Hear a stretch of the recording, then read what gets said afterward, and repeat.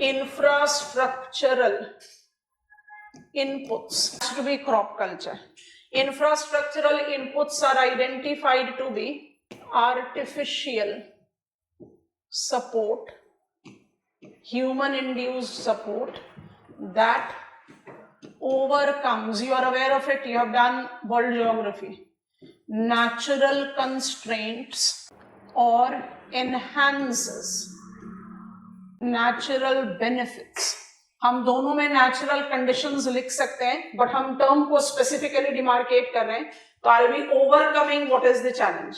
पंजाब हरियाणा में challenge क्या है? Summer precipitation बहुत कम है ना?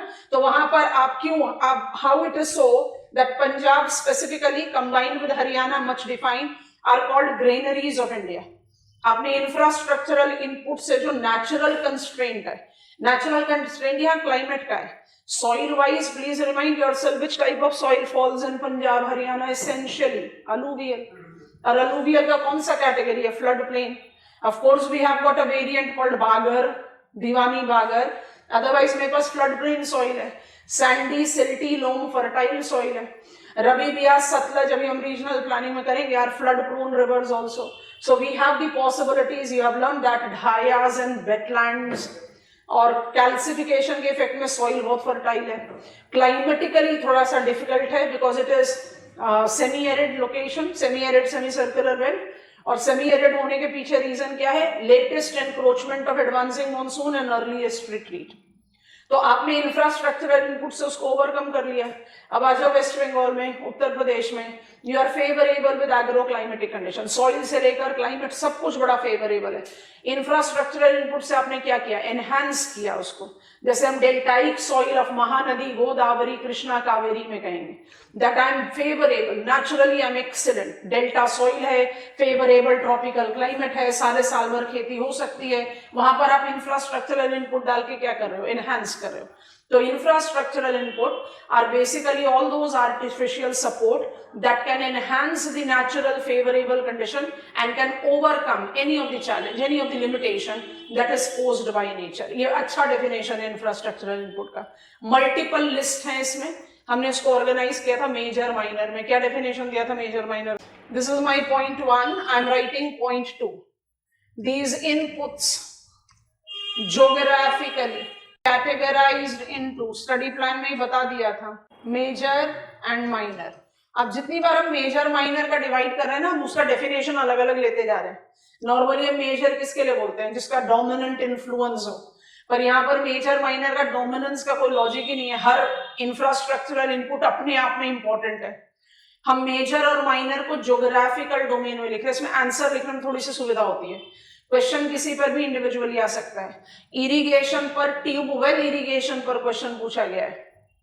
माइक्रो इरिगेशन पर क्वेश्चन पूछा जा सकता है. और हम पढ़ेंगे canal irrigation, tubewell well irrigation, tank irrigation, sprinkle irrigation, drip irrigation. तो मेरे पास मीन्स भी बहुत सारे हैं. तो क्वेश्चन किसी भी नेचर का हो सकता है. मेजर माइनर का सिंपल लॉजिक है ज्योग्राफिकल कंपैरिजन, रीजनल पैटर्न. ठीक है, मेजर में हम कौन कौन से को इंक्लूड करेंगे? हम ऑलमोस्ट इसी सीक्वेंस में पढ़ेंगे. तो पहले इरिगेशन ले लेते हैं, उसके बाद हम फर्टिलाइजर पिकअप कर लेंगे, फिर हम सीड पिकअप कर लेंगे. फर्टिलाइजर पार्ट 1 पढ़ेंगे हम. ये फर्टिलाइजर पार्ट 2 मैन्युफैक्चरिंग इंडस्ट्री के साथ पढ़ना पड़ेगा. कि जब गवर्नमेंट पॉलिसीज की बात करें तो हम कहेंगे government is reviving and establishing, reviving जो क्लोज्ड फर्टिलाइजर प्लांट्स थे एंड एस्टैब्लिशिंग न्यू प्लांट्स. तो हम उसको बस मेंशन करेंगे या ना भी करेंगे, क्योंकि वो एग्रीकल्चर में रिक्वायर्ड नहीं है, वो मैन्युफैक्चरिंग में रिक्वायर्ड है. तो एग्रीकल्चर में जो फर्टिलाइजर का कंजम्पशन पैटर्न है उस पर ज्यादा फोकस करेंगे. फर्टिलाइजर सेक्टर के साथ प्रॉब्लम क्या है? We are third major producer of chemical fertiliser in world now. We are second major consumer of chemical fertiliser in world. हमारा सेल्फ सफिशिएंसी है यूरिया में. फॉस्फोरस फर्टिलाइजर में नियर सेल्फ रिलायंट है. Potash के लिए भी आर डिपेंडेंट ऑन इंपोर्ट. तो फिर ऐसे में इंडिया का फर्टिलाइजर कंजम्पशन लेवल इतना मिनिमल क्यों है? And why it is suffering from soil exhaustion. और सबसे इंपॉर्टेंट इंडस्ट्रियल सेक्टर में जाएं, पब्लिक सेक्टर डोमेन में है, कोई भी एक फर्टिलाइजर फर्म, कोई भी एक fertiliser major is why not there in the list of Navratna और महारत्ना। उसको जज करने के लिए हमें older version of fertiliser policy समझना पड़ेगा, तो इसलिए हम वहां पर डेविएट नहीं करेंगे। So I clearly put it, agriculture की जो रिक्वायरमेंट है वो हमारी फुल फ्लेजेडली यहाँ हो जाएगी, बट फर्टिलाइजर सेक्टर को हमें थोड़ा और इलाबोरेट वे में समझना है। माइनर में हम इंक्लूड करते हैं credit and commercial energy. Syllabus में लिखा हुआ है पावर, तो हम पावर ऐड कर देते हैं। सिलेबस में सिर्फ ये 4 चीजें लिखी हुई हैं, हमने क्रेडिट को ऐड किया है अपने लिस्ट में, because that is also very significant. Major and minor has nothing to do with importance, सब इंपॉर्टेंट है। मेजर वो हैं जो हमें एज ज्योग्राफर्स रीजनल एनालिसिस में मदद करता है, और माइनर वो हैं जो प्रिलिमिनरी लेवल पर बोलना बहुत गलत है, but it is still at that level where the consumption regional distinction has not evolved. We are still at the not at the beginning, but we are still at the early stages of its mobilization, where we can just talk about what can be there in the futuristic purview. यहाँ मुझे regional comparison का domain मिलता है।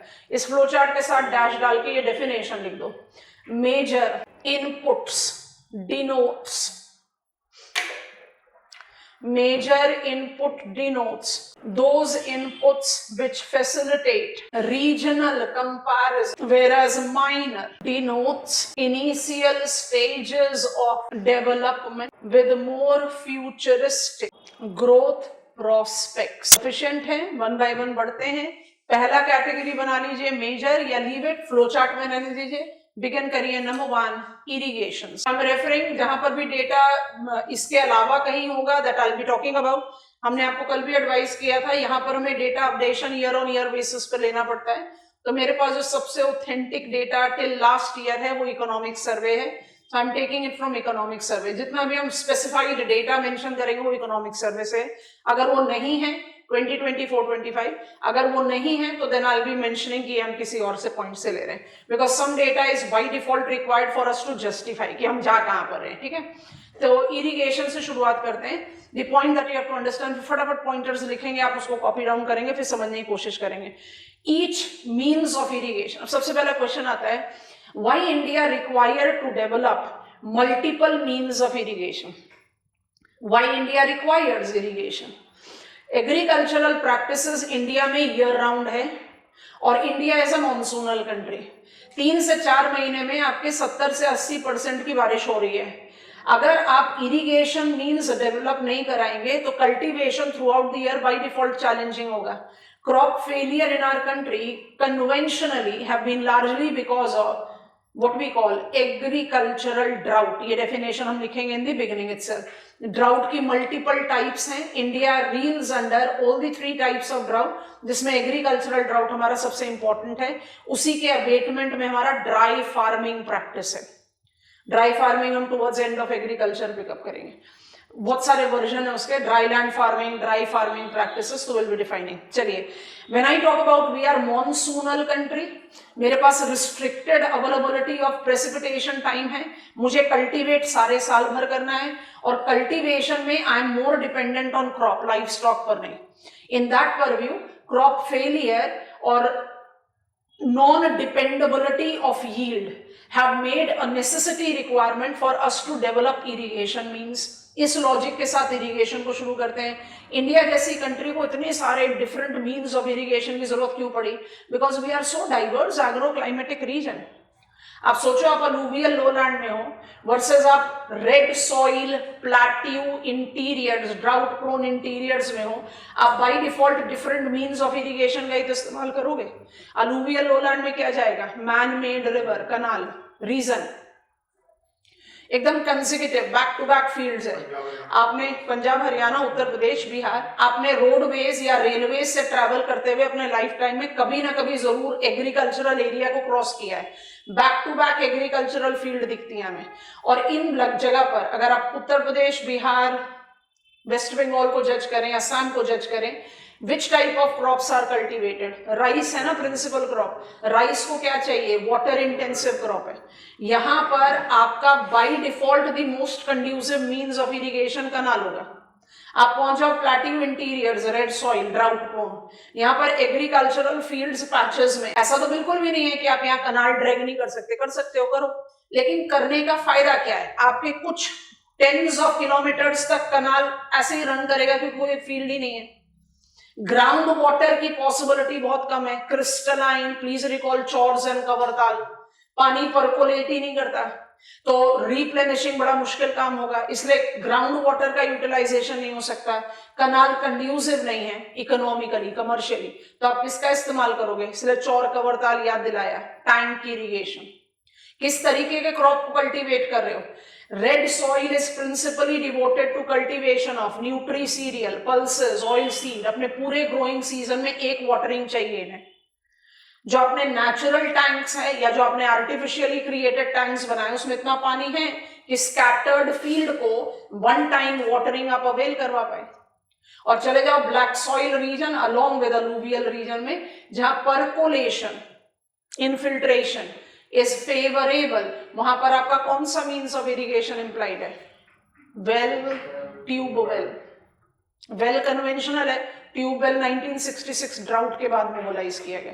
That is how we take up multiple means. अब हम modern means में sprinkle and drip irrigation की बात करते हैं, जिसमें स्प्रिंकल को बहुत सिंपल टर्म्स में पुश किया जाए तो it is modernised version of tubewell irrigation. वो हम समझाने की कोशिश करेंगे एज आई प्रोसीड।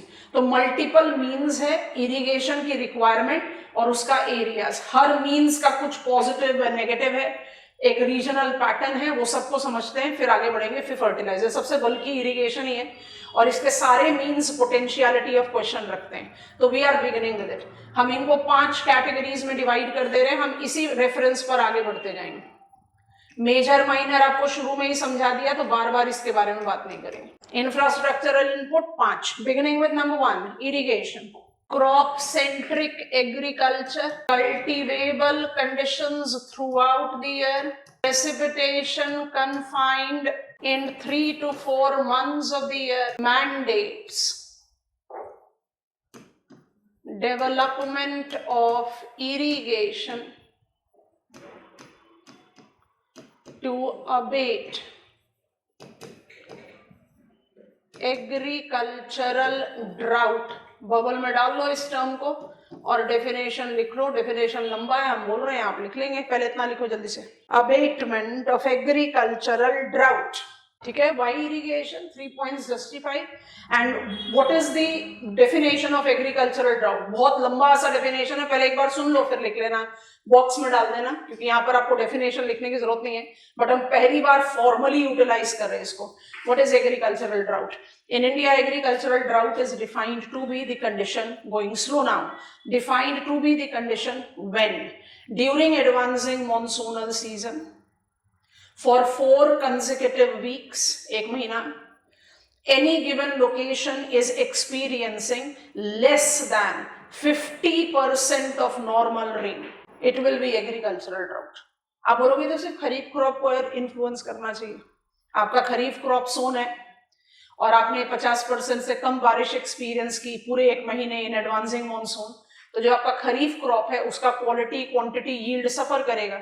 हम इसको पूरे कंट्री के लिए या पूरे ईयर भर के लिए एग्रीकल्चरल ड्राउट क्यों बोलते हैं? यही रिमाइंडर, मॉनसूनल सीजन में तो आप अपना 80% ऑफ रेनफॉल ले रहे हो और वही सॉइल मॉइस्चर, सब सरफेस वाटर सबको रिप्लेनिश कर रहा है। अगर 3 महीने में से 1 महीने less than 50% of annual rain आप, नॉर्मल रेन आप एक्सपीरियंस करोगे, तो automatically it is going to negatively influence soil moisture, ground water table and will influence the subsequent cropping season also. तो डेफिनेशन के 3 पॉइंटर्स है, दिमाग में रखना, बॉक्स में लिख लो। Agricultural drought AD is defined to be the condition when given geographical location during advancing monsoons experiences less than 50% of normal rain for 4 consecutive weeks. Diverse agroclimatic conditions have led to multiple means of irrigation developed in India. Tube well, well irrigation, canal irrigation, tank, sprinkle and drip irrigation. Tubewell well 60% of irrigated area को count करता है, कनाल 30% को करता है, तो मुझे बोलने की जरूरत ही नहीं है कि these will be minor. Principal focus वहीं पर ही रहेगा. इनको समझने के बाद ही हर खेत को पानी पर ड्रॉप मोर क्रॉप प्रधानमंत्री कृषि सिंचाई योजना विल मेक सेंस. बेसिकली कोई एग्जैजरेशन नहीं है कि स्प्रिंकल इरिगेशन को आप ट्यूबवेल वेल इरिगेशन के साथ ही अब एसोसिएट करते हैं, but it's good that we learn them separately. इन दोनों का बल्क है, उसके बाद तो फिर फटाफट से इजी स्विंग में हम आगे बढ़ सकते हैं. अच्छा, एक बहुत इंपॉर्टेंट डोमेन होता है इरिगेशन में, उसको बोलते हैं वाटर यूज एफिशिएंसी. उसको भी अपने इंट्रोडक्शन में एड ऑन कर लेते हैं ताकि बाद में फिर परेशानी नहीं आए. Water use efficiency, you must have heard about it. हम बार बार वाटर यूज एफिशिएंसी WUE ही लिखेंगे. वाटर यूज एफिशिएंसी को कैसे अंडरस्टैंड करें उसको समझ लेते हैं, फिर will get on to tubewell well canal. इसी सीक्वेंस में आगे बढ़ते जाएंगे. सब कुछ लिख लिया यहाँ पे, 2 मिनट के लिए पेन ड्रॉप करेंगे and just try and understand what I am saying. आप मान लीजिए कनाल के साथ समझना थोड़ा ज्यादा आसान होता है. कनाल में आप क्या कर रहे हो? हमने आपको कहा canal is man made river.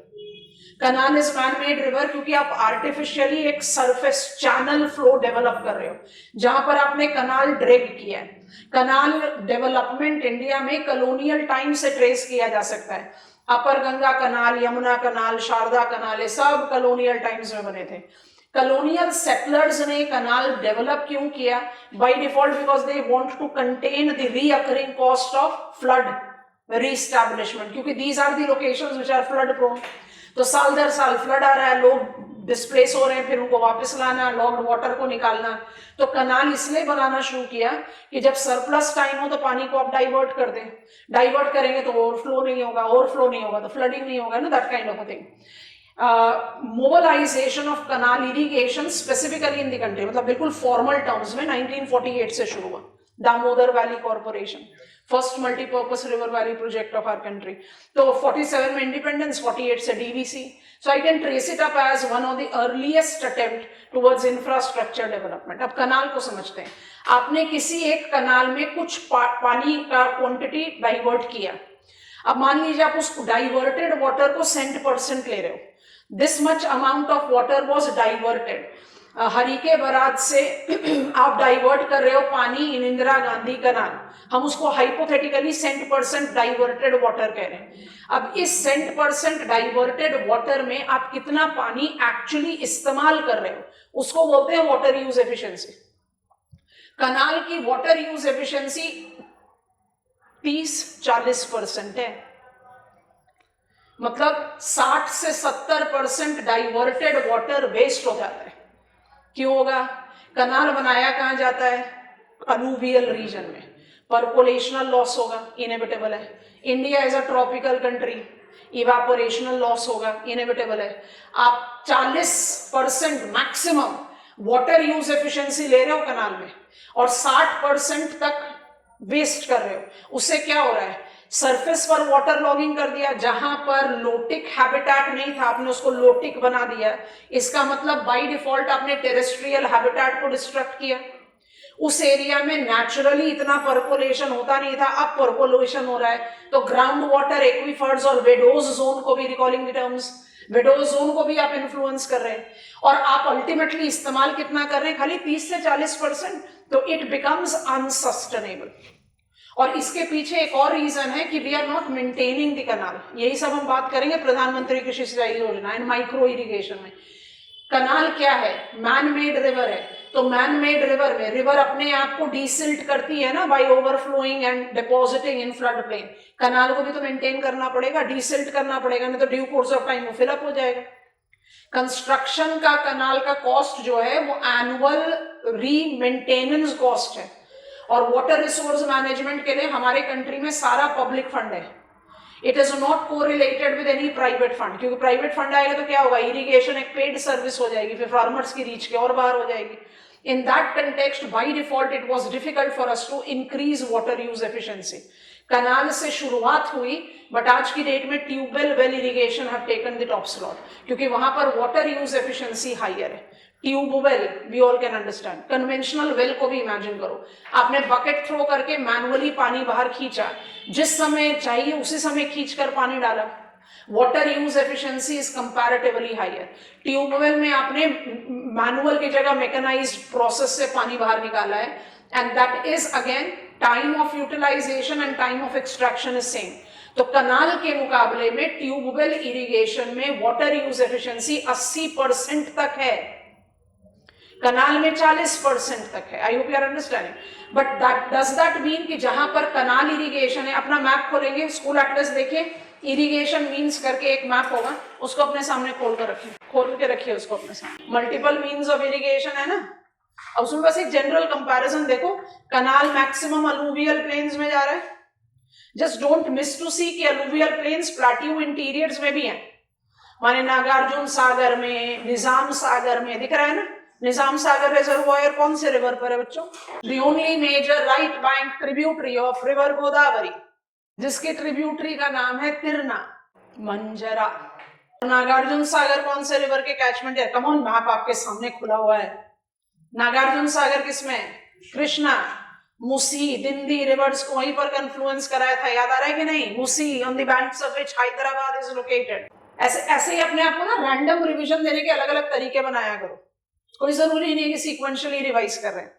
अच्छा, आप कंसंट्रेट करते हैं, कैन वी सी एकदम जनरल, कुछ स्पेसिफिकेशन अभी पिकअप नहीं कर रहे। कनाल इरिगेशन मुझे मेजरली प्लेन्स में दिख रहा है, प्लाट्यू रीजन पर जाते हैं तो मुझे डोमिनेंटली ट्यूबवेल और टैंक इरिगेशन दिख रहा है। ट्यूबवेल को ध्यान से देखोगे तो आपको गुजरात, महाराष्ट्र जैसे जगह पर दिखाई दे रहा है, क्यों? ब्लैक सॉइल परकोलेशन पॉसिबिलिटी है। और टैंक इरिगेशन मुझे essentially red soil drought prone region में दिख रहा है, noticing it eastern part of the plateau region, जहां पर आपके पास परकोलेशनल पॉसिबिलिटी थोड़ी कम है। हम बिल्कुल भी नहीं कह रहे कि नदर्न प्लेन्स में ट्यूबवेल इरिगेशन नहीं है, Uttar Pradesh takes on the top slot in both the cases as the major share of countries canal and tubewell irrigation, but एक जनरल पैटर्न के हिसाब से, ठीक है। इस मैप को अपने सामने रखिए, we are beginning with each of the means of irrigation, major पर फोकस कर रहे हैं, उसके बाद फिर माइनर बहुत आराम से हो जाएगा। वाटर यूज एफिशिएंसी हमेशा हमारा टारगेट में रहेगा। I am getting on to the fresh slide. Tubewell well irrigation collectively accounts for 60% of total irrigated area in the country. Well has been the conventional means. Tube well was added post 1966 agricultural drought. आपको अगर मोनेक्स याद आ रहा हो तो हमने उस समय भी कहानी सुनाई थी कि मॉनसूनल एक्सपेडिशन लेट 60s में मोबिलाइज किया गया विद इंडिया, जिसको आप कई बार बोलते हैं ना कोटेश्वरम थियरी, चिन्स थियरी, बड़े सारे नाम लेते हो, क्योंकि आपने ये क्या किया था, अर्थवाइल यूएसएसआर और आईएमडी के कोलैबोरेशन में ये काम किया गया। तो उस समय क्या हुआ, last 5-6 years of 1960s India experience recurring agricultural drought. तो हमारी नॉलेज में जो मॉनसून के बारे में जानकारी थी वो प्रूव हो रहा था कि वो इनसफिशिएंट है, कुछ बेटर एक्सप्लोरेशन करना है, and that is how there was the beginning of Tibetan plateau का रोल, सोमाली जेट का रोल, मैस्करीन हाई का रोल एंड वोर्टेक्सेस का रोल। ये सब चीजें हमने ऐड ऑन की अपने मॉनसूनल स्टडी में। तो 1966 एग्रीकल्चरल ड्राउट के बाद government of India started giving grants to the specialized categories of the farmers to develop tube well irrigation, and that is how it triggered up. तो well irrigation तो conventional है, आपको अभी भी गांव में बहुत distant northern plain भी हो, plateau interior भी हो, you will be finding wells. Some of them are significantly dried up. Gujarat और महाराष्ट्र में तो तभी हम कह रहे हैं we are at the verge of experiencing hydrological drought. Vidarbha, Maharashtra सारे conventional wells क्या हैं, सूख गए, क्योंकि आपने वाटर टेबल को बहुत डिप्लीट कर दिया। Extraction is more than replenishing, तो देयर आर मल्टीपल चैलेंजेस। इन दोनों को कंबाइन कर दिया, आज के डेट में 60% that is major most means of irrigation. अच्छा, इसके मेजर मोस्ट बनने के पीछे क्या क्या प्रोज हैं, what are the positives that goes with tubewell well irrigation. बहुत इजी गोइंग है, बट ये पॉइंटर्स दिमाग में ना एकदम क्लैरिटी के साथ स्टिक होने चाहिए। Pros number 1, it is low construction and maintenance cost. 2, clear ownership rights.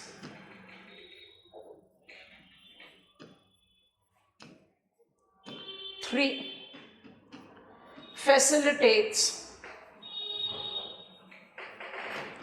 multiple watering.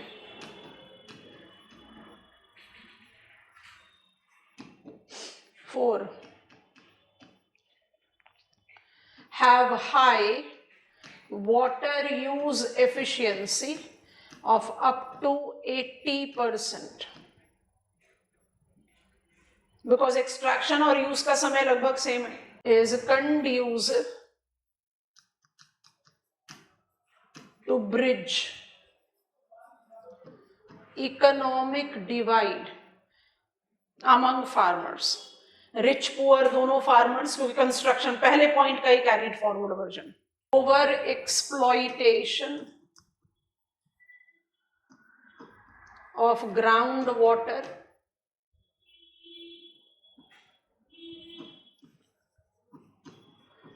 lack of replenishing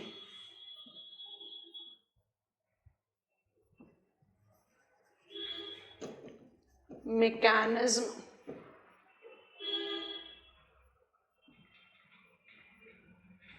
generating, actually लिखना चाहिए generated, but officially we have not acknowledged it, generating conditions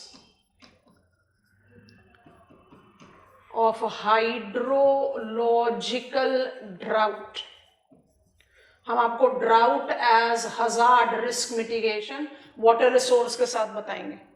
आपको बता दिया flood और drought हमारे syllabus में 3 बार लिखे हुए हैं, बट हम उसको रीजनल प्लानिंग के साथ करेंगे. अच्छा, before I make you understand all this, हम थोड़ा सा ज्योग्राफिकल एज ऐड कर दें. Is confined, tubewell irrigation is marking its confinement in black soil plateau region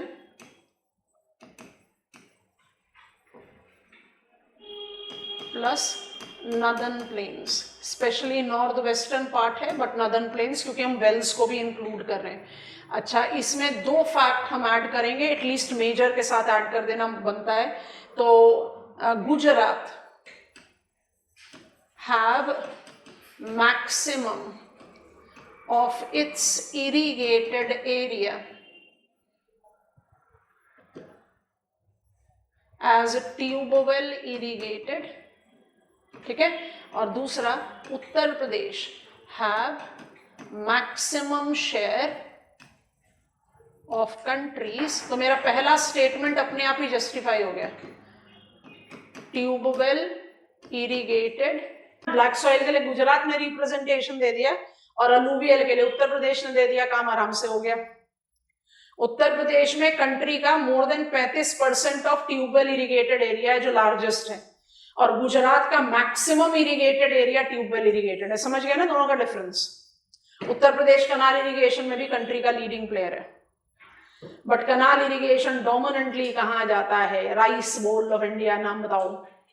Chhattisgarh. इसलिए बार बार बोल रहे हैं, मैप को देखते रहो. प्लेन बोलते हैं तो दिमाग में क्या आता है? Northern plain, alluvial plain, but Chhattisgarh भी तो प्लेन है. महानदी बेसिन, दंडकर्ण्या के नॉर्थ में. थोड़ा 2 मिनट के लिए रुक जाते हैं. सारे पॉइंटर्स हमने लिख लिए. By default when I take up, हम इसको बार बार रिपीट करेंगे, तभी हमारा अटल भूजल योजना एंड जल शक्ति अभियान का जस्टिफिकेशन आएंगे जब हम वाटर रिसोर्स मैनेजमेंट पर पहुंचेंगे. ग्राउंड वाटर हमारी कंट्री का ना बड़ा प्रेशराइज्ड है. ड्रिंकिंग वाटर सोर्सेज के लिए ग्राउंड वाटर पर मेजरली डिपेंडेंट है, मोर देन 80%, रूरल हो चाहे अर्बन हो. That is the reason in the NGT which functions under environment protection act 1986 have barred the pump set, hand pump, जो individual household में active है in many of the towns of the country. अच्छा, दूसरा है 60% of irrigated area is tubewell well.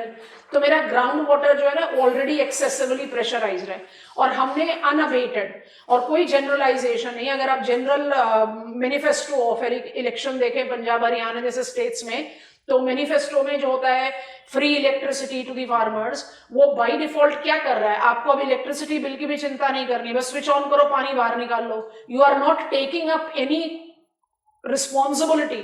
निकाल रहे हो तो उसको रिप्लेनिश भी तो करना है। And that is the reason tube-well irrigation or even the drinking water with groundwater have led to over-exploitation of groundwater in our country. तो ट्यूबवेल के साथ भी वही वाला चीज है। हाइड्रोलॉजिकल ड्राउट भी आ गया तो डेफिनेशन बता देते हैं, लिखेंगे नहीं, हमारा फोकस अभी लार्जली एग्रीकल्चरल ड्राउट पर रहेगा। ड्राउट के 3 कैटेगरीज है, एग्रीकल्चरल, क्लाइमेटोलॉजिकल, उसको आप मेट्रोलॉजिकल भी बोलते हैं, एंड हाइड्रोलॉजिकल ड्राउट। एग्रीकल्चर हो गया मोस्ट फ्रीक्वेंट, डेफिनेशन लिखवा दिया है। क्लाइमेटोलॉजिकल जो है उसका क्या मतलब है, weak monsoon, failure of monsoon, immensely delayed monsoon, माने ईयर ऑन ईयर बेसिस पर आप उसको जज करें।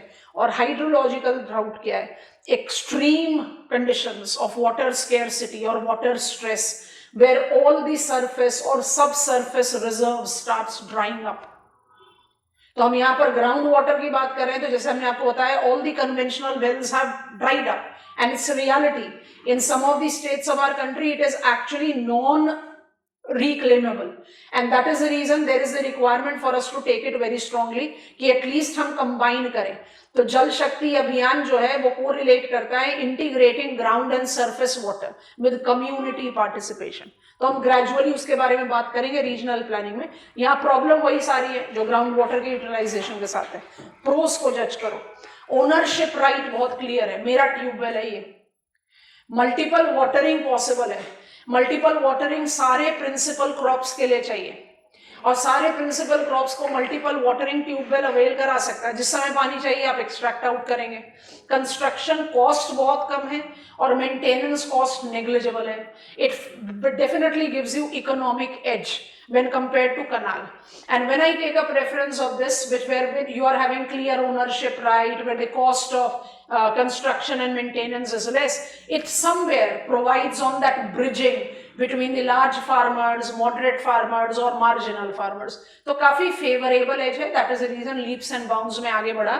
आज की डेट में 60% of the total irrigated area is a tube well irrigated, geographical location भी बता दिया। Now getting on to canal irrigation, फिर अदर्स करके एक स्लाइड क्रिएट कर देंगे। कनाल marked its beginning in colonial time as an attempt of flood abatement, real irrigation oriented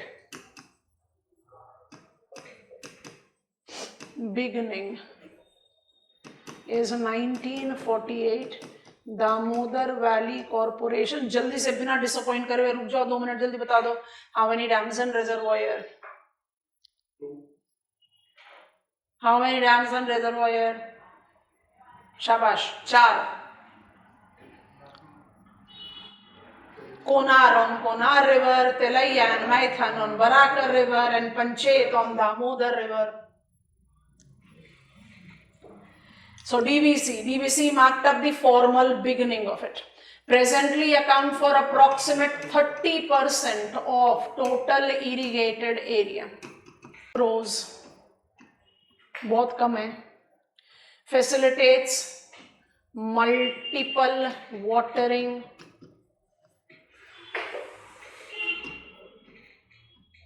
is excellent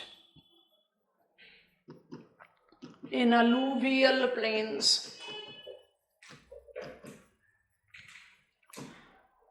to cater consecutive side by side arable land. इसको आप supplement नहीं कर सकते ट्यूबवेल से, इतना ग्राउंड वाटर पर आप डिपेंड हो ही नहीं सकते।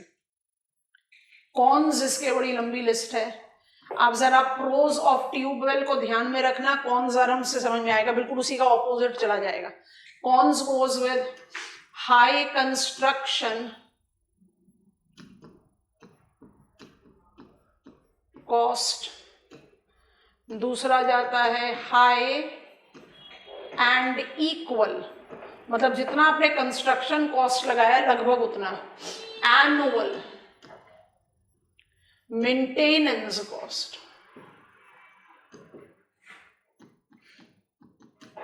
unclear ownership rights, lack of management of built up infrastructure,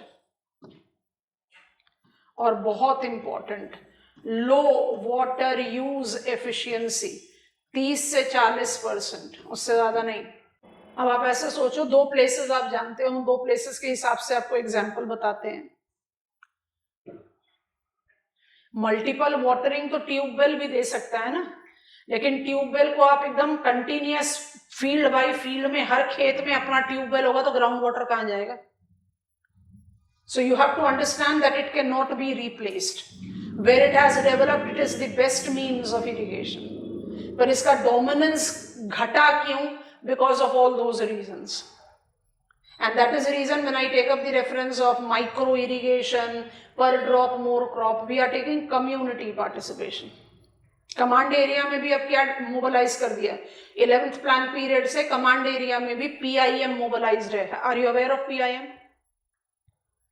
participatory irrigation management. क्यों वेट कर रहे हो कि सरकार आकर आपका कनाल मेंटेन करेगी? आप खुद ही मेंटेन करो, खुद डीसिल्ट करो, you know that kind of a thing. लिख लिया? अब जरा ध्यान से इसको विजुअलाइज करते हैं और समझने की कोशिश करते हैं with one example. Ownership right नहीं होने की वजह से and breaching of all the developed infrastructure से क्या होता है? एग्जाम्पल के साथ सोचो। इंदिरा गांधी कनाल का मेंशन किया है, उसी का एग्जाम्पल के साथ चलते हैं। हमें गंगानगर में, यहां तक आप ट्रैवल कर सकते हो, और आप वो बाड़मेर में, पानी अल्टीमेटली इंदिरा गांधी कनाल में कहां से आ रहा है? रिवर सतलज से। सतलज में पानी कहां से आ रहा है? मेल्ट ऑफ आइस से और रेन वाटर से। मान लीजिए किसी एक सीजन में monsoonal rain, I have experienced in country what is called climatological drought, तो सतलज में पानी का लेवल ऑलरेडी कम है, और पानी के लेवल कम में जो डाइवर्टेड वाटर होगा इंदिरा गांधी कनाल में वो भी कम है।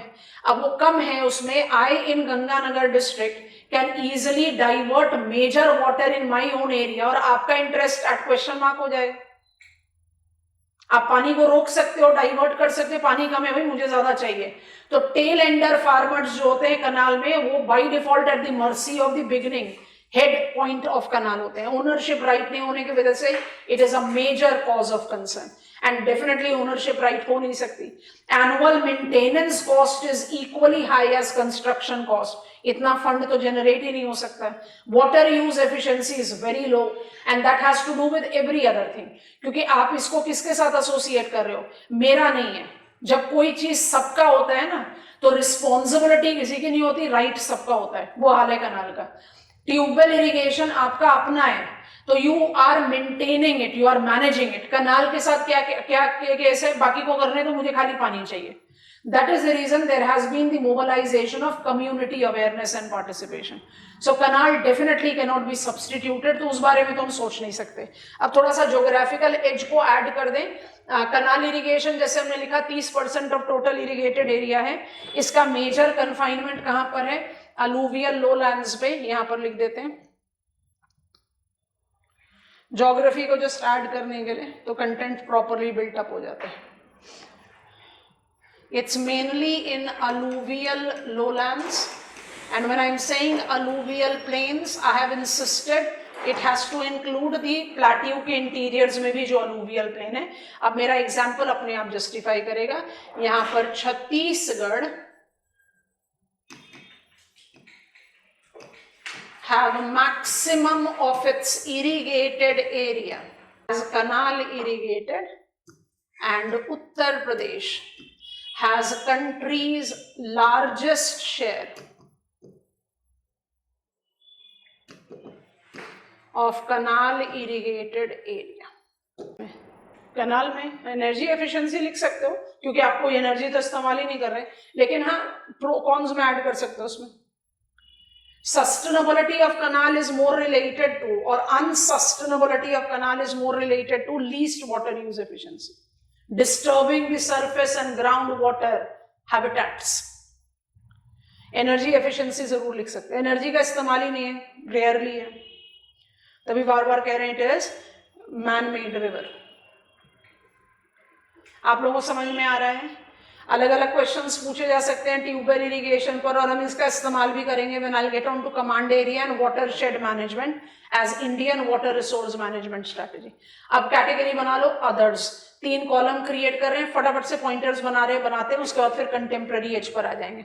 We are discussing infrastructural inputs, जिसमें हम कैटेगरी 1 मेजर को फोकस कर रहे हैं। Major has nothing to do with importance. हम ज्योग्राफी में अपने आंसर को एक अप्रोप्रिएट फ्रेम देने के लिए मेजर उन इनपुट्स को बोलते हैं जिनमें हम रीजनल कंपैरिजन डाल सकें। माइनर उनको बोलते हैं जिसमें रीजनल कंपैरिजन पॉसिबल नहीं है, जो मुझे कम कंटेंट देता है तो उसको टुवर्ड्स टेल एंडर करके काम खत्म करते हैं। And we definitely built it up eventually, जब हम एंड में आपको लेकर जाएंगे स्मार्ट एंड सस्टेनेबल एग्रीकल्चर, तो वहां पर वो सारी चीजें आ जाएंगी, how we are trying to abate that. तो irrigation important for India because India is dominantly crop culture. इसमें ट्यूबवेल, वेल और कनाल इरिगेशन जो है मेजर मीन्स ऑफ इरिगेशन है। लगभग 90% ऑफ इरिगेटेड एरिया इनके साथ चला गया। अब 10% बचा है तो बोलने की जरूरत ही नहीं है कि माइनर है। अब माइनर में कन्वेंशनल जो है वो टैंक है and eventually evolved some, I can call it comparatively modern, is sprinkle and drip irrigation. तीनों को ऐड ऑन कर रहे हैं, उसके बाद फिर समझाने की कोशिश करते हैं। अदर्स को क्रिएट कर रहे हैं। Other means 1 by 1 tank irrigation conventional category में आ रहा है। रेड सॉइल प्लाट्यू इंटीरियर में है। Scattered agricultural fields, I will write disperse, that will be better.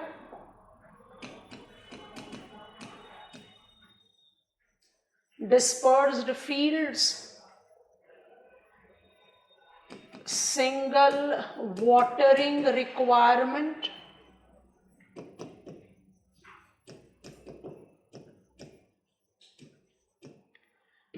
favorable topography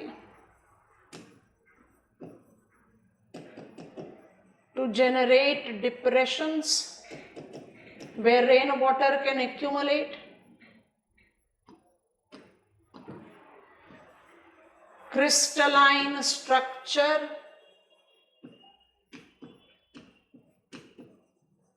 that reduces percolational loss। सारी चीजें ही फेवरेबल हो गई ना। वन टाइम वाटरिंग इन स्कैटर्ड फील्ड, परकोलेशनल लॉस होगा नहीं, रेन वाटर एक्यूमुलेट हो जाएगा। Interiors of Karnataka and neighboring Tamil Nadu are prominent locations of it. Water use efficiency is 70 to 80%. Best for nutri-cereal, pulses and oil seed region। कोई जरूरत नहीं है इसको supplement करने की। जहां पर डेवलप्ड है बहुत अच्छा means of irrigation. Water use efficiency भी हाई है, सिंगल वाटरिंग चाहिए वो भी फेवरेबली मैच ऑन हो जाता है। अब बात कर रहे हैं sprinkle and drip. Both are modern means of tube well irrigation, माने ग्राउंड वाटर डिपेंडेंट है। स्प्रिंकल में water use efficiency can be more than 90%, drip में water use efficiency can be 100%। दोनों मॉडर्न मीन्स ऑफ ट्यूबवेल क्यों कहे जाते हैं? Modern means of tubewell इसलिए कहे जाते हैं that you pump out ground water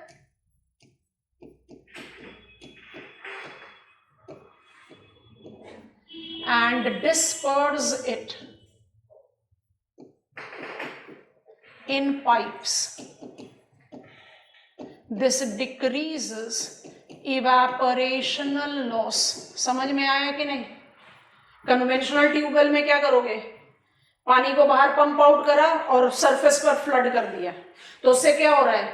उससे आप इवेपोरेशनल लॉस को एनहांस करते हो। यहां पर आप ग्राउंड वाटर को पंप आउट कर रहे हो और पाइपलाइन, रबर पाइप का इस्तेमाल होता है लार्जली, पाइप्स के हिसाब से आप उसको डिस्पर्स कर रहे हो, आप उसको डिस्ट्रीब्यूट कर रहे हो, ठीक है। स्प्रिंकल इरिगेशन में sprinkling with metallic nozzle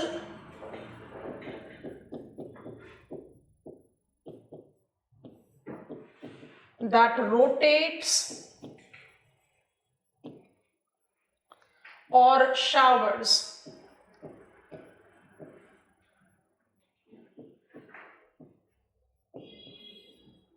is strongly evolving as a substitute to tube well irrigation. Only challenge is randomness. I'll just explain it, पहले लिख लो हमारे साथ।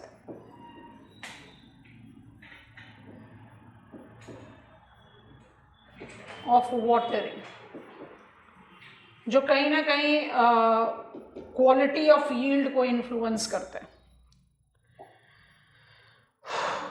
अच्छा, अब इसी के कंटेक्स्ट में जरा स्प्रिंकल के बाद ट्यूबवेल ड्रिप इरिगेशन को भी ले लेते हैं और फिर कंपेयर करते हुए रिवाइज कर लेंगे। Rajasthan, Madhya Pradesh, we are having on the mobilization of sprinkle irrigation. Chambal valley बहुत मेजर एरिया है। अच्छा, ड्रिप इरिगेशन क्या है? Is related to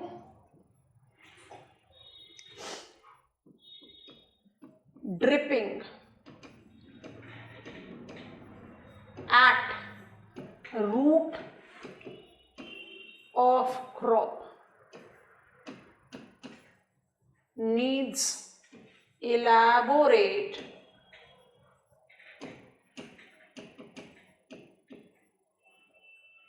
pipelines in accordance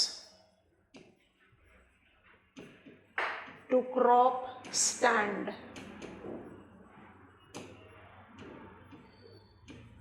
Successful as pilot project. Pilot हमारे कंट्री में होता है एक्सपेरिमेंट।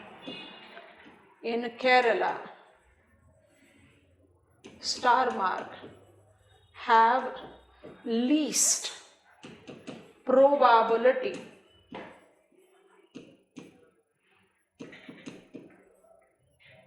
For India. जो कुछ लिखा है सबको कॉपी करके गो अहेड दे दो, जरा जल्दी से समझा देते हैं, फिर एकदम दिमाग में स्टिक कर गया ये। तीनों मीन्स को मिलाकर आप लगभग कितने इरिगेटेड एरियाज की बात कर रहे हो? We are talking about 10% of the total irrigated area, तो अदर्स में बड़े आराम से फिट इन हो गए। अब इन अदर्स में जब आप बात करना शुरू करते हो, स्प्रिंकल एंड ड्रिप मॉडर्न है। टैंक को समझा दिया, अब स्प्रिंकल ड्रिप समझा रहे हैं। 2 मिनट के लिए पेन ड्रॉप करिए, लिखने के बाद गो अहेड दीजिए हमें। अच्छा, दोनों केस में स्प्रिंकल और ड्रिप दोनों में क्या करो, इमेजिन करो आपने ग्राउंड वाटर को पंप आउट करा। कन्वेंशनल ट्यूबवेल इरिगेशन के मुकाबले या कंपैरिजन में अब आपको ट्यूबवेल इरिगेशन में भी लार्जली पाइप ज्यादा दिखाई देते हैं।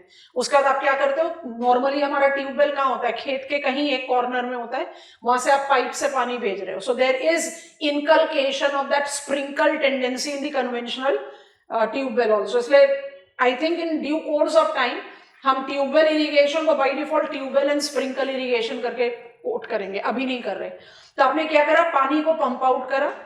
पंप्ड आउट पानी को आप पाइपलाइन या रबर पाइप के हिसाब से अपने फील्ड में डिस्ट्रीब्यूट करते हो। स्प्रिंकल में क्या कर रहे हो, पानी बड़ी तेजी से गश कर रहा है, उस गशिंग वाटर को या तो आप अपने फील्ड के हिसाब से फील्ड के डिफरेंट कॉर्नर्स पर शावरिंग नोजल्स लगाते हैं जहां से पानी अपने आप शावर कर रहा है, so it will be covering the field. या दूसरा तरीका होता है मेटालिक नोजल होता है जिसमें बहुत सारे फिशर होते हैं, पानी के प्रेशर से वो मेटालिक नोजल रोटेट करता है और रोटेट करते हुए पानी स्प्रेड आउट करता है। दोनों ही स्प्रिंकलिंग है, you are sprinkling water. Sprinkling water increases water use efficiency to more than 90%, बहुत फेवरेबल है। प्रॉब्लम क्या है, मॉडर्न मीन्स है, शुरू कर रहे हैं। फार्मर्स को क्या परेशानी हो जाती है, कहां पर प्लेस करें, शावर को या मेटालिक नोजल को, क्योंकि रैंडमनेस ऑफ वाटरिंग है। तो कई बार ऐसा होता है कि कई रूट्स ऑफ द क्रॉप में पानी पहुंचता ही नहीं, and that leads to the general decline in the quality and quantity of yield. We are gradually taming it, but एक minor सा challenge है, otherwise it's not a big one. अब आ जाओ drip में।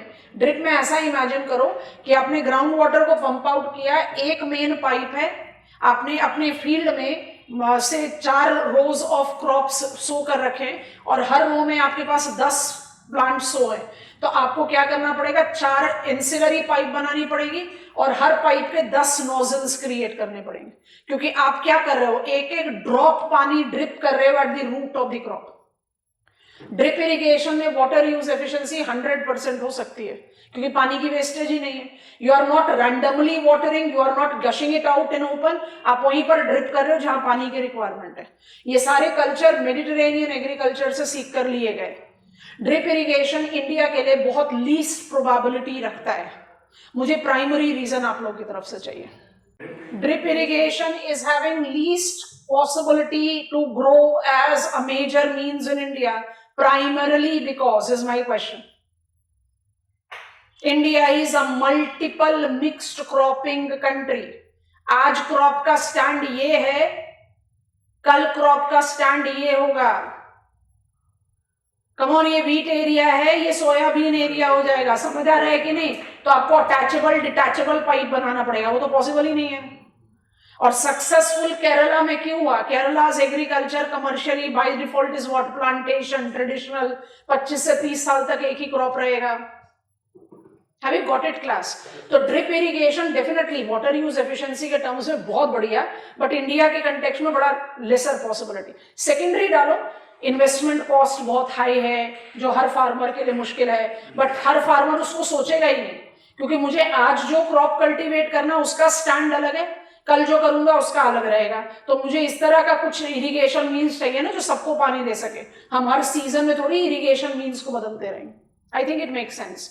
We have multiple means of irrigation catering diverse agroclimatic condition. अब हम irrigation को conclude out कर रहे हैं with the reference of problem and the orientation of the programs. तो आप चाहे ट्यूबवेल पर आंसर लिखो, कंक्लूड इस पर होगा, कनाल पर लिखो, कंक्लूड इस पर होगा, स्प्रिंकल ट्रिप पर लिखो, कंक्लूड इस पर होगा। इसकी और कॉम्प्रिहेंसिव अंडरस्टैंडिंग आएगी जब वाटर रिसोर्स मैनेजमेंट करेंगे, बट इरिगेशन का complete understanding is done here. ठीक है, प्रोफाइल ऑफ इरिगेशन मींस कर लिया, अब प्रोफाइल, चैलेंजेस एंड पॉलिसीज, जल्दी से सब हेडिंग बना लो। Irrigated area, profile, challenges and planning. Approximate 55% of total cropped area in the country is irrigated. There exists major regional disparity with states like Punjab, Uttar Pradesh having more than 70% of their cropped area as irrigated. Break the statement. In comparison, northeastern states accounts for less than 20% of total cropped area as irrigated. Third point, there is increasing tendency, increasing gap between irrigation potentials created and irrigation potentials utilized. Break this statement and write primarily due to lack of maintenance and change in cropping pattern. ठीक है, star mark. प्रधानमंत्री कृषि सिंचाई योजना forms the dominating irrigation centric planning that integrates per drop more crop initiative. Ministry of Agriculture and Farmers Welfare, break the statement, and Har Khet Ko Pani initiative of Jal Shakti Mantralay. Again break the statement. It incorporates decentralized planning implementation, monitoring and evaluation of irrigation projects, thus mobilized State Irrigation Plan SIP and District Irrigation Plan DIP with the combined objectives of increasing water use efficiency and participatory growth. Dash and write down. Approach of micro irrigation at village or community levels have been mobilized. रुक जाएंगे. प्रधानमंत्री कृषि सिंचाई योजना by default is in the aegis of Ministry of Agriculture and Farmers Welfare. So is per drop more crop. But प्रधानमंत्री कृषि सिंचाई योजना also takes into consideration हर खेत को पानी, that is the program run by Ministry of water resources, we call it Jal Shakti मंत्रालय. तो प्रधानमंत्री कृषि सिंचाई योजना काम क्या कर रहा है? प्रधानमंत्री कृषि सिंचाई योजना इरिगेशन के साथ रिलेटेड चैलेंजेस को अवेट करने की कोशिश कर रहा है. चैलेंज क्या है? आप 1948 से कनाल इरिगेशन को ट्रेस कर रहे हो और 1966 से ट्यूबवेल इरिगेशन को ट्रेस कर रहे हो. आज भी आप 55% ऑफ इरिगेटेड एरिया पर पहुंचे. तो इसका मतलब इरिगेशन मैकेनिज्म को बढ़ाना है. ओवरनाइट तो बढ़ने वाला है नहीं. इतने समय में भी आप 55% पर पहुंचे हो तो उसको तो बढ़ाना है. बाय डिफॉल्ट वो टारगेट है. दूसरा प्रॉब्लम है रीजनल इनइक्वालिटी. आप कुछ स्टेट्स में मोर देन 70-80% ऑफ इरिगेटेड, क्योंकि आपने स्टेट्स लिया है इसलिए हमने 70% पर रखा है. कुछ कुछ डिस्ट्रिक्ट हैं जहाँ 80% प्लस इरिगेटेड एरियाज है. तो उत्तर प्रदेश, पूरा उत्तर प्रदेश नहीं, रोहिलखंड में ज्यादा है. No that kind of distinction. So Punjab Haryana को जानबूझकर छोड़ा. हरियाणा में पानी की कमी रहती है हमेशा. पंजाब, उत्तर प्रदेश और तमिलनाडु लिखा है are the states which have got significantly high 70% plus total crop area irrigated. और बाकी नॉर्थ ईस्टर्न स्टेट्स में जाओ तो लेस देन 20%. उसके पीछे एक रीजन भी है. Higher the amount of precipitation, lesser will be the variability, more will be dependability. और precipitation नॉर्थ ईस्टर्न रीजन में कितने समय तक कन्फाइंड रहता है? 7 से 8 महीने. सो ऑटोमेटिकली वहां पर इरिगेशन की रिक्वायरमेंट इतनी स्ट्रॉन्ग नहीं भी है. बट रीजनल डिस्पैरिटी है. रीजनल डिस्पैरिटी को अवेट करना है. और सबसे इंपॉर्टेंट प्रॉब्लम है change of the climate, lack of maintenance of developed infrastructure. आप 55% तक इतने धीरे धीरे पहुंचे हो तो जो आपने इंफ्रास्ट्रक्चर क्रिएट किया है उसको तो मेंटेन करके यूटिलाइज करना ही चाहिए. There is ever increasing gap. और इकोनॉमिक सर्वे पिछले 2-3 साल के आप उठाकर देखोगे ये स्टेटमेंट बड़ा हाईलाइटेड एंड बॉक्स इंफॉर्मेशन में है. There is increasing gap between irrigation potentials created and utilize. We can not afford it. हम अभी भी 55% ऑफ इरिगेटेड एरिया पर हैं तो जो क्रिएटेड है उसको तो फुली यूटिलाइज करना चाहिए. और क्यों नहीं हो रहा, क्यों गैप बढ़ रहा है? क्योंकि we are not maintaining it. Why we are not maintaining it? Fund ही नहीं है. And if you are not maintaining it, automatically we will be generating lesser availability of means of irrigation.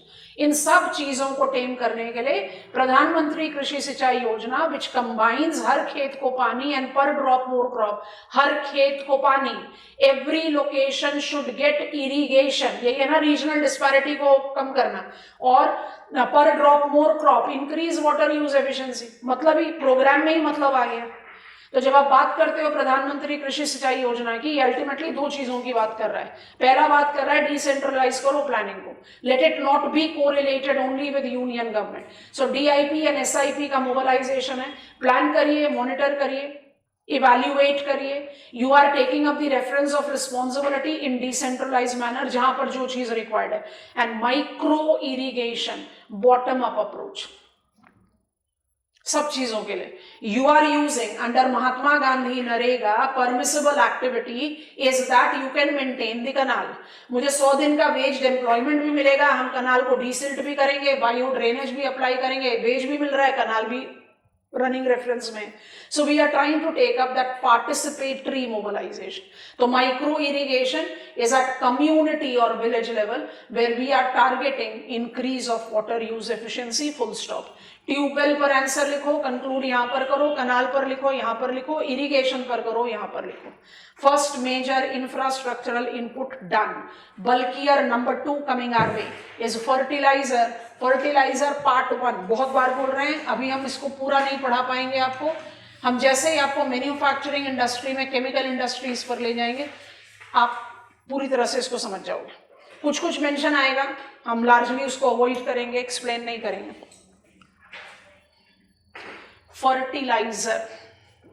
Fertiliser में मेरे पास government policies के बहुत Swift modification है, काफी बड़ा बल्क है। यहाँ पर मेरे पास डिफरेंट मीन्स नहीं है, तो वाला बल्क कम है। Fertilizer consumption in India, interesting fact है। हम थोड़ा सा मैन्युफैक्चरिंग को टच करेंगे, जैसा हमने आपको बताया। Most of the manufacturing in our country marked up its beginning during colonial times. किसी को भी ले लो, फार्मास्यूटिकल तक को भी लो, ऑटोमोबाइल इंडस्ट्रीज को भी लो, इनकी भी शुरुआत कॉलोनियल टाइम में, कि आप जो बल्क ड्रग्स है वो इंपोर्ट कर रहे थे और फॉर्म्युलेशन डेवलप हो रहा था देन बॉम्बे एंड कलकत्ता में, या you are taking the automobile assemblage minor, बिल्कुल फाइनल स्टेप में in India. So India had even those industries apart from of course iron, steel, cement, cotton, textile etcetera etcetera. Fertilizer बड़ा interesting case है। India में fertilizer का production बिल्कुल 1951 से पहले देखा ही नहीं गया। 1951 we established Sindri fertilizer plant, मतलब post independence we marked the beginning of fertilizer production. 1951 Sindri plant को इवेंचुअली क्लब अप किया गया fertilizer corporation of India limited के साथ, FCIL के साथ। उसके बाद उसको शट डाउन कर दिया गया, अब उसको रिवाइव कर रहे हैं। And these are the different stories that you will be learning in manufacturing industry. तो 51 से प्रोडक्शन शुरू हुआ है केमिकल फर्टिलाइजर का। लीप्स एंड ब्राउन्स ग्रोथ, हमने कई बार आपको ये फैक्ट बताया।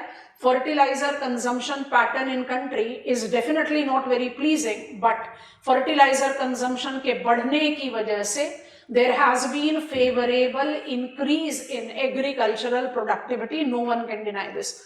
1951 you are in first plan period, chemical fertilizer का प्रोडक्शन शुरू हुआ, agriculture was given priority in first two plan period, there was beginning of diffusion of chemical fertilizer, as and how there is increase in chemical fertilizer consumption in the country, there has been increase in cropping intensity, agricultural productivity. India definitely marked her growth as grain importing country to grain sufficient country. चलो exporting नहीं बोलते अपने आप को, but at least grain sufficient country तो हम जरूर है। In that perspective, I cannot undermine the fact कि fertilizer consumption, production दोनों बढ़ा है। Production sector को हम ज्यादा touch नहीं कर पाएंगे, हमारा consumption sector पर ध्यान रहेगा, but production avenue को कहीं कहीं consider करना पड़ेगा। So when I talk about chemical fertilizer, I don't have categories, will be very wrong. I have got 3 fertilizer, N, P and K. अब यहीं से आपको प्रॉब्लम समझना है, वहीं से आपको पॉलिसी इसका फैक्टर आ जाएगा। रीजनल इनइक्वालिटी है, कहीं कहने की जरूरत नहीं है। केमिकल फर्टिलाइजर कंजम्पशन, ध्यान से सुनना, N nitrogenous, P phosphorus, K potash. Urea is the torch bearer when it comes on to nitrogenous fertilizer. अब यूरिया को आपने बहुत स्विफ्टली ग्रेजुएट करा, बड़े लंबे समय तक यूरिया रखा, उसके बाद बड़े स्विफ्ट सक्सेशन में नीम कोटेड यूरिया से nano urea to gold urea, urea gold, sulphur में कन्वर्ट किया बहुत स्विफ्टली। उसके पीछे क्या क्या रीजन है वो जज करना है। Di ammonium phosphate, DAP is the principal fertilizer when it comes on to phosphorus fertilizer. Potash के लिए हम largely import dependent हैं। However, in NBS, nutrient based subsidy, we are having the production of some composite fertilizer. जो composite fertilizer है 7 से 10 range है जो NBS में कवर्ड है, इसमें आप phosphorus and potash fertilizer दोनों को कंबाइन कर रहे हैं। अब एज ज्योग्राफर थोड़ा सा जज करते हैं, हमारा केमिकल फर्टिलाइजर का कंजम्पशन लेवल जो है rounded off 150 kilograms per hectare. Global level पर अपने आप को कंपेयर करते हैं विद कंपेरेबल कंट्री, चाइना में पहुंच जाते हैं। चाइना का जो केमिकल फर्टिलाइजर का कंजम्पशन लेवल है वो 550 किलोग्राम पर हेक्टेयर है। 150, 550, कोई कंपैरिजन नहीं। चाइना की सॉइल एग्जॉस्ट नहीं हो रही, हमारी सॉइल हो रही है। ऐसा क्यों है? हमारा केमिकल फर्टिलाइजर का कंजम्पशन तो बहुत ही कम है compare to China. Why we are suffering from soil exhaustion? Because we are disproportionately using urea. Chemical fertilizer के नाम पर आज तक भी, अब चीजें धीरे धीरे बदल रही हैं because of social media, now farmers are also equally informed and aware, things are changing, but in name of fertilizer हमारे कंट्री में आज तक भी यूरिया इज, फर्टिलाइजर माने urea, and that has been the reason that there has been soil exhaustion. तो fertilizer consumption के बढ़ने से food security and buffer stock बढ़ा, उसको कोई डिनाई नहीं कर रहा, लेकिन डिसप्रपोर्शनेट यूज ऑफ यूरिया पहला प्रॉब्लम. दूसरा problem, I don't have availability, affordable availability of PNK fertilizer. तीसरा, रीजनल इनइक्वालिटी. फिर से वही वाली बात, पंजाब, यहाँ पर हम हरियाणा को भी ऐड करेंगे, पंजाब, हरियाणा, महाराष्ट्र, आंध्र प्रदेश, तमिलनाडु जैसे स्टेट्स को लोगे, you have got chemical fertilizer consumption level over and above country's average. माने आप 200 किलोग्राम पर हेक्टेयर तक पहुंच गए, और नॉर्थ ईस्टर्न स्टेट में जाओगे less than 10 kilograms per hectare. पीछे रीजन है, केमिकल फर्टिलाइजर्स को अप्रोप्रिएटली इस्तेमाल करने के लिए आपको रेगुलर वाटरिंग चाहिए. नॉर्थ ईस्टर्न स्टेट्स में केमिकल फर्टिलाइजर का कंजम्पशन लेवल इतना कम इसलिए है क्योंकि केमिकल फर्टिलाइजर वॉश ऑफ हो जाता है हेवी प्रेसिपिटेशन में. I require multiple watering, not one time flushing effect. That has been one of the reason की डिफ्यूजन बहुत कम है. इवन ड्राउट प्रोन एरियाज में भी डिफ्यूजन कम है. तो रीजनल इनइक्वालिटी है. तो disproportionate use of urea, lack of availability of P and K fertilizer, massive regional inequality, soil exhaustion like challenges, environmental challenges. हमने डीनिट्रिफिकेशन आप लोगों को समझाया था when we were dealing up with environment geography. हम वही बार बार बोल रहे हैं, पार्ट 1 पढ़ेंगे. जब हमने कन्वेंशनल यूरिया को नीम कोटेड यूरिया किया तो हमने अपने आप को एनवायरमेंटल सस्टेनेबिलिटी की तरफ पुश किया, क्योंकि जो कन्वेंशनल यूरिया है जब आप अप्लाई करते हैं फील्ड में, प्लांट उसको यूटिलाइज करता है, क्रॉप्स उसको यूटिलाइज करता है 20-22%, उससे ज़्यादा नहीं. तो 80% प्लस जो यूरिया है, नाइट्रोजनस फर्टिलाइजर है, वो सॉइल में ही रह गया. सॉइल में रह गया तो 2 प्रॉब्लम क्रिएट करेगा. एक तो नाइट्रोजन साइकिल को एक्सेलरेट करेगा, denitrification. It will add nitrous oxide in atmosphere.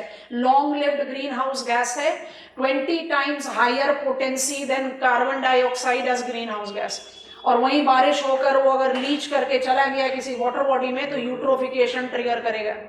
तो नीम कोटेड यूरिया की शुरुआत इसलिए हुई क्योंकि नीम कोटेड यूरिया, उसका पीछे एक और रीजन है जो मैन्युफैक्चरिंग से, तो हम रीजन 1 ही बता रहे हैं. नीम कोटेड यूरिया की शुरुआत इसलिए की गई क्योंकि नीम कोटेड यूरिया इंश्योर करेगा कि प्लांट जो है वो यूरिया को मेजरली एब्जॉर्ब करे, वो रेजिड्यू के तौर पर ना छूटे. And that is the reason modification in urea policy which was oriented towards new notified investment policy in urea sector that accelerated neem coated, then nano urea with IFCO playing a very significant role. Indian Farmers Fertilizer Cooperative, 2 cooperative है, major है, एक IFCO है, एक क्रिबको है, Krishak Bharati cooperative and Indian farmers fertilizer cooperative. बाकी सारे public sector players हैं. They have made significant role in mobilizing it. अब जब बात करते हो ड्रोन दीदी, when you take into the reference of the mobilization of NBS, whether the price tagging, private players को encourage करना, तो देर आर मेनी थिंग्स जहाँ पर मुझे मैन्युफैक्चरिंग की तरफ स्विंग करना पड़ता है, बट हम वहाँ नहीं करते क्योंकि हम एग्रीकल्चर सेंट्रिक डोमेन रखेंगे. तो आपको कई कई बीच में लगेगा कि कुछ अधूरा सा छूट रहा है, वो पूरा करेंगे जब मैन्युफैक्चरिंग में जाएंगे, बट एग्रीकल्चर में जो कुछ लिखना है वो चीज़ें हम यहाँ पर बाई डिफॉल्ट करेंगे. तो आई डोंट हैव मल्टीपल मीन्स है, तो सीधा सीधा प्रोफाइल ऑफ फर्टिलाइजर लेके उसके प्रॉब्लम और प्रॉस्पेक्ट्स को जज आउट करते हैं. तो fertilizer, chemical inputs,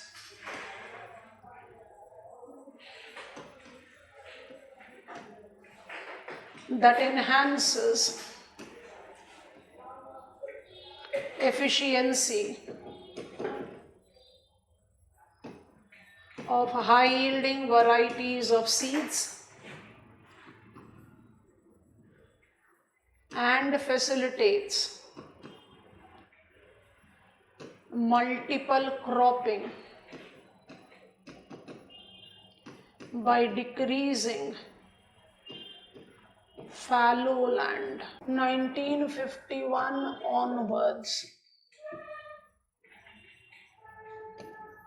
production and consumption.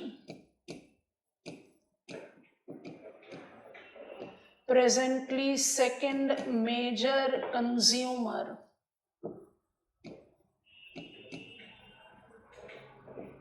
and third major producer.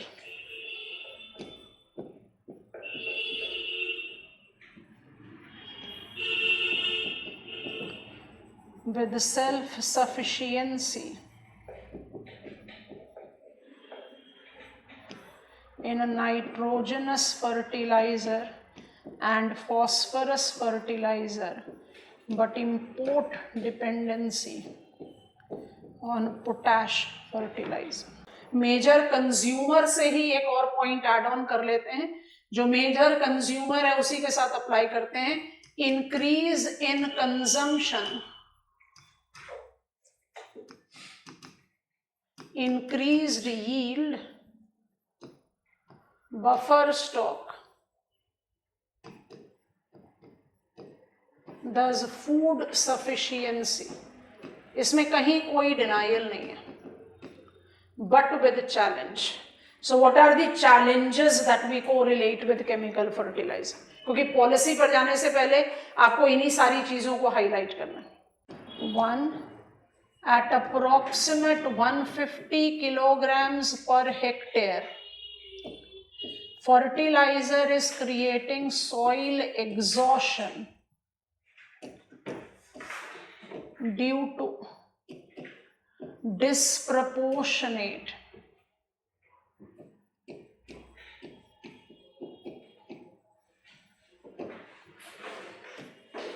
use of urea, massive regional inequality with Punjab, Haryana, Uttar Pradesh, Tamil Nadu, Maharashtra, Andhra Pradesh.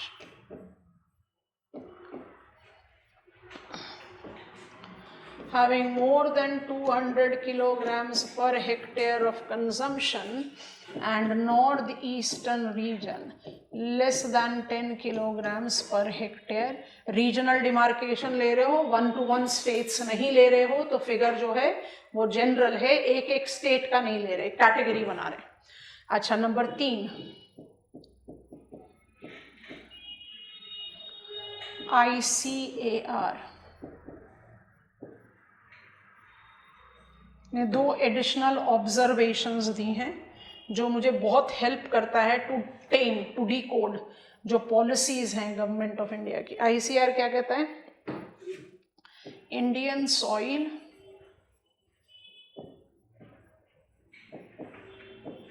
Suffers from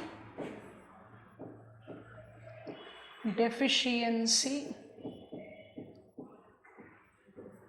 of, यहां पर divide कर देते हैं,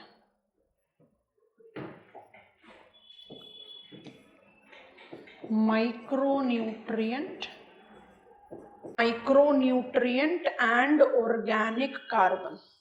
सोच कर देखो, मेरे सॉइल में कमी है जिंक की, आयरन की, और हम क्या डाल रहे हैं? यूरिया. दूसरा ऑर्गेनिक कार्बन का सोर्स क्या होगा? Biotic manure.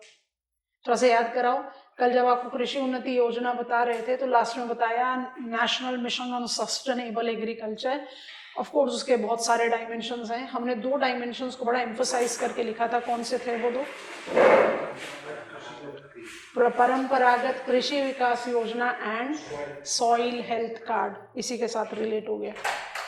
परंपरागत कृषि क्या करेगा? ऑर्गेनिक कार्बन की स्केर्सिटी को फुलफिल करेगा. और सॉइल हेल्थ कार्ड कौन सा सॉइल हेल्थ के पैरामीटर को जज करता है? 12 पैरामीटर जो 2 साल में होते हैं, उसमें सारे के सारे माइक्रो न्यूट्रिएंट ही तो हैं. So you take up the programs by default by judging up the problems that are related. अच्छा, problems और भी हैं. Seepage of urea which is a subsidized commodity to the industrial use, पर वो manufacturing के साथ जाएगा तो हम उसको रिस्ट्रिक्ट आउट करके चल रहे हैं. ठीक है. Now we are taking up the reference of policies, government policies. बहुत इंपॉर्टेंट डोमेन है, वो 1 by 1 कैटेगराइज करते हैं. I think we are comfortable till here. Challenges लिख लिया, गवर्नमेंट पॉलिसीज करके हेडिंग बनाइए. पॉइंट 1 कन्वेंशनल है, शुरू में भी लिख सकते हो, पॉलिसीज के साथ भी लिख सकते हो. Government policy initiatives divide fertilizers. Government policy initiatives divide fertilizers into two categories: primary fertilizer, that is nitrogenous, bracket में लिखो यूरिया, phosphatic, ब्रैकेट में लिखो DAP, diammonium phosphate, and potassic, bracket में लिखो muriate of potash, MOP, MURIATE। हो गया। Next category डालते हैं, secondary fertilizer includes calcium, magnesium, along with, break the statement and write, micronutrients as iron, zinc, boron, chloride. Point number next. Fertilizer production and consumption, though increased in the country, persisting challenges are being targeted as fertilizer sector planning. These includes, अब planning में ना हम अपना focus by default हम बात कर रहे हैं फर्टिलाइजर सेक्टर की, बट हमारा प्रोग्राम किस पर फोकस रहेगा? कंजम्पशन पर। प्रोडक्शन के लिए आप मैन्युफैक्चरर्स को क्या सपोर्ट दे रहे हो वो हम बात नहीं कर रहे, ठीक है। तो हम पार्ट 1 बार बार बोल रहे हैं, इस चीज को ध्यान में रखना। जैसे ही आएंगे केमिकल इंडस्ट्री, हम लार्जली केमिकल इंडस्ट्री से ही मैन्युफैक्चरिंग इंडस्ट्रीज का लोकेशनल कैरेक्टरिस्टिक समझाते हैं, आपको फर्टिलाइजर की पूरी क्लैरिटी आ जाएगी। बट एग्रीकल्चर के लिए जो डोमेन चाहिए उसको हम यहाँ जज करें, ठीक है। तो what are the planning include, सबसे पहला ले लेते हैं new notified investment policy, it's policies in urea sector. हम की पॉइंटर्स बोर्ड पर लिखते जाएंगे, बाकी आपको डिक्टेट करा रहे हैं। यूरिया सबसे प्रोमिनेंट फर्टिलाइजर, तो इसी से शुरू करते हैं, फटाफट से सब पॉइंटर्स लिखो। पहला sub pointer, converting conventional urea to neem coated urea, put a dash and write down, to increase its absorption by plant, increase its absorption or utilization by plants, and thus minimizing environmental challenges of denitrification and eutrophication। ठीक है, अब इसी में second pointer बनेगा, mobilization of nano urea targeting maximization of efficient use and minimization of financial burden on farmers. Next लिखेंगे, introduction of sulfur coated urea, this is the youngest version, इसको urea gold बोलते हैं। sulfur coated urea for the first time to address sulfur deficiency, recall कर लो secondary fertiliser में included है। sulfur deficiency in soil, along with saving input cost for farmers. Finally, urea subsidy scheme to mark up its continuation। ठीक है, हम repeat करेंगे, पहले फटाफट से पॉइंटर क्रिएट कर लेते हैं। Now I am talking about number 2. It is NBS, nutrient based subsidy policy, nutrient based subsidy policy that targets P and K fertilizers, break the statement, oriented towards ensuring oriented towards ensuring affordable availability. DAP and MOP primary fertilizer है. DAP and MOP, multiple grades of composite fertilizers, multiple grade of composite fertilizers produced by private players have been facilitated. Final statement, union government providing annual subsidy on per kilogram basis. IFMS, integrated fertilizer monitoring system. इसको last financial year से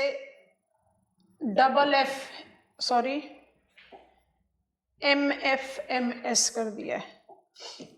integrated fertilizer monitoring system / mobile fertilizer monitoring system. Underline करो, dash डाल के लिखो. It orients towards generating dependable data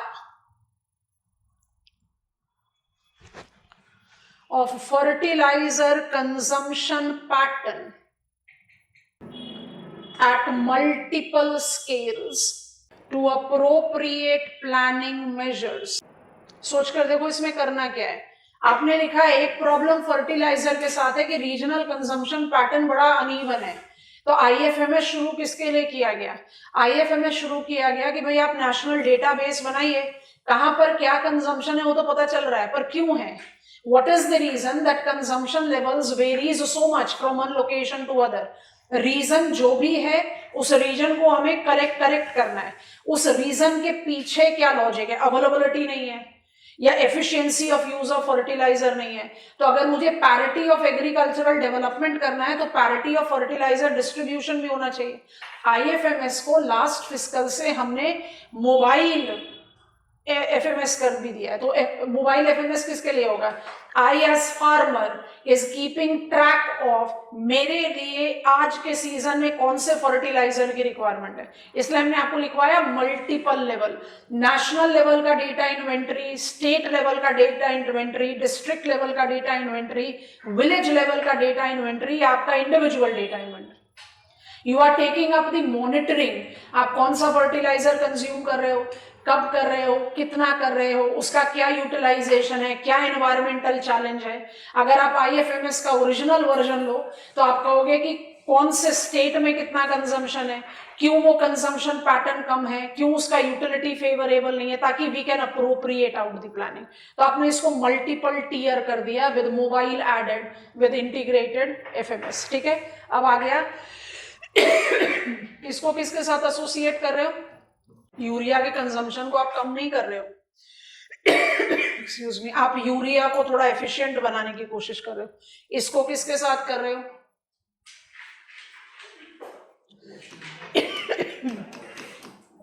क्यों? Soil exhaustion किससे हुआ? Disproportionate consumption of urea से ही तो हुआ. आ रही बात समझ में कि नहीं? तो NNP फर्टिलाइजर को NBS में कैटर करने का मतलब क्या है? अफोर्डेबल अवेलेबिलिटी इंश्योर करना. इसका क्या मतलब है? रीजनल इनइक्वालिटी को अवेट करना. आपको बात समझ में आ रही है कि नहीं? आप जब तक अपने कंटेंट को इंटर रिलेट करके डेवलप नहीं करोगे तो ऐसा लगेगा मेरा आंसर तो बन गया फैक्ट बुक. हमने यूरिया में न्यू नोटिफाइड, बहुत सारी चीजें हैं नोटिफाइड पॉलिसी में, बट यूरिया में न्यू नोटिफाइड इन्वेस्टमेंट पॉलिसी में करने के लिए क्या कोशिश करी है कि नाइट्रोजनस फर्टिलाइजर को थोड़ा मोर एनवायरमेंटल फ्रेंडली बना दिया जाए और उसका कॉस्ट ऑफ प्रोडक्शन को कम किया जाए. वो हमने नहीं बताया कैसे करेंगे. We are substituting naphtha by natural gas.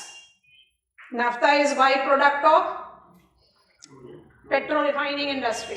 Crude oil 80% से ज्यादा तो इंपोर्ट कर रहे हैं. डॉलर अपने all life long high edge पर है. आप उसको डॉलर में कन्वर्ट लेकर आ रहे हो, प्रोसेस कर रहे हो, उसका कॉस्ट बियर कर रहे हो, फिर बाई प्रोडक्ट आ रहा है जिसका नाम है नाफ्ता। अगर फीड स्टॉक, फर्टिलाइजर में फीड स्टॉक कहते हैं रॉ मटेरियल, अगर रॉ मटेरियल एक्सपेंसिव होगा तो प्रोड्यूस्ड फर्टिलाइजर को तो एक्सपेंसिव होना ही है। और मुझे फर्टिलाइजर सेक्टर में कॉस्ट कॉम्पिटिटिवनेस इंजेक्ट करना है। That is the reason I don't have any fertilizer major into Navratna और महारत्ना। क्वालिफाई करने के लिए आपको profit making public sector enterprise होना चाहिए ना। आप प्रॉफिट मेकिंग है ही नहीं, आप लायबिलिटी है। तो यूरिया सेक्टर में जो हम एनवायरमेंटल के साथ कॉस्ट कटिंग भी कर रहे हैं, कॉस्ट अभी हम अवॉइड कर रहे हैं, हम एनवायरमेंटल पर व्यू कर रहे हैं। यूरिया को नीम कोटेड या नैनो या सल्फर यूरिया बनाने के पीछे सीधा रीजन है एनहांस करो उसकी एफिशिएंसी, मिनिमाइज करो फार्मर्स का कॉस्ट, क्योंकि प्राइस कटिंग, जब कॉस्ट कटिंग होगा तो प्राइस अपने आप ही अफोर्डेबल आएगा। यूरिया सब्सिडी कंटिन्यूड है। एनबीएस में हमने कहा यूरिया का डिस्प्रपोर्शनेट कंजम्पशन क्यों है, क्योंकि that is what is available in front of us as fertilizer. Farmers आज तक भी मेजरली यही बिलीव करते हैं fertilizer is equal to urea, क्योंकि that is affordable available fertilizer, subsidized commodity. तो उस चीज को हटाने के लिए एनबीएस आ गया। तो दूसरा प्रॉब्लम को हम टारगेट कर रहे हैं।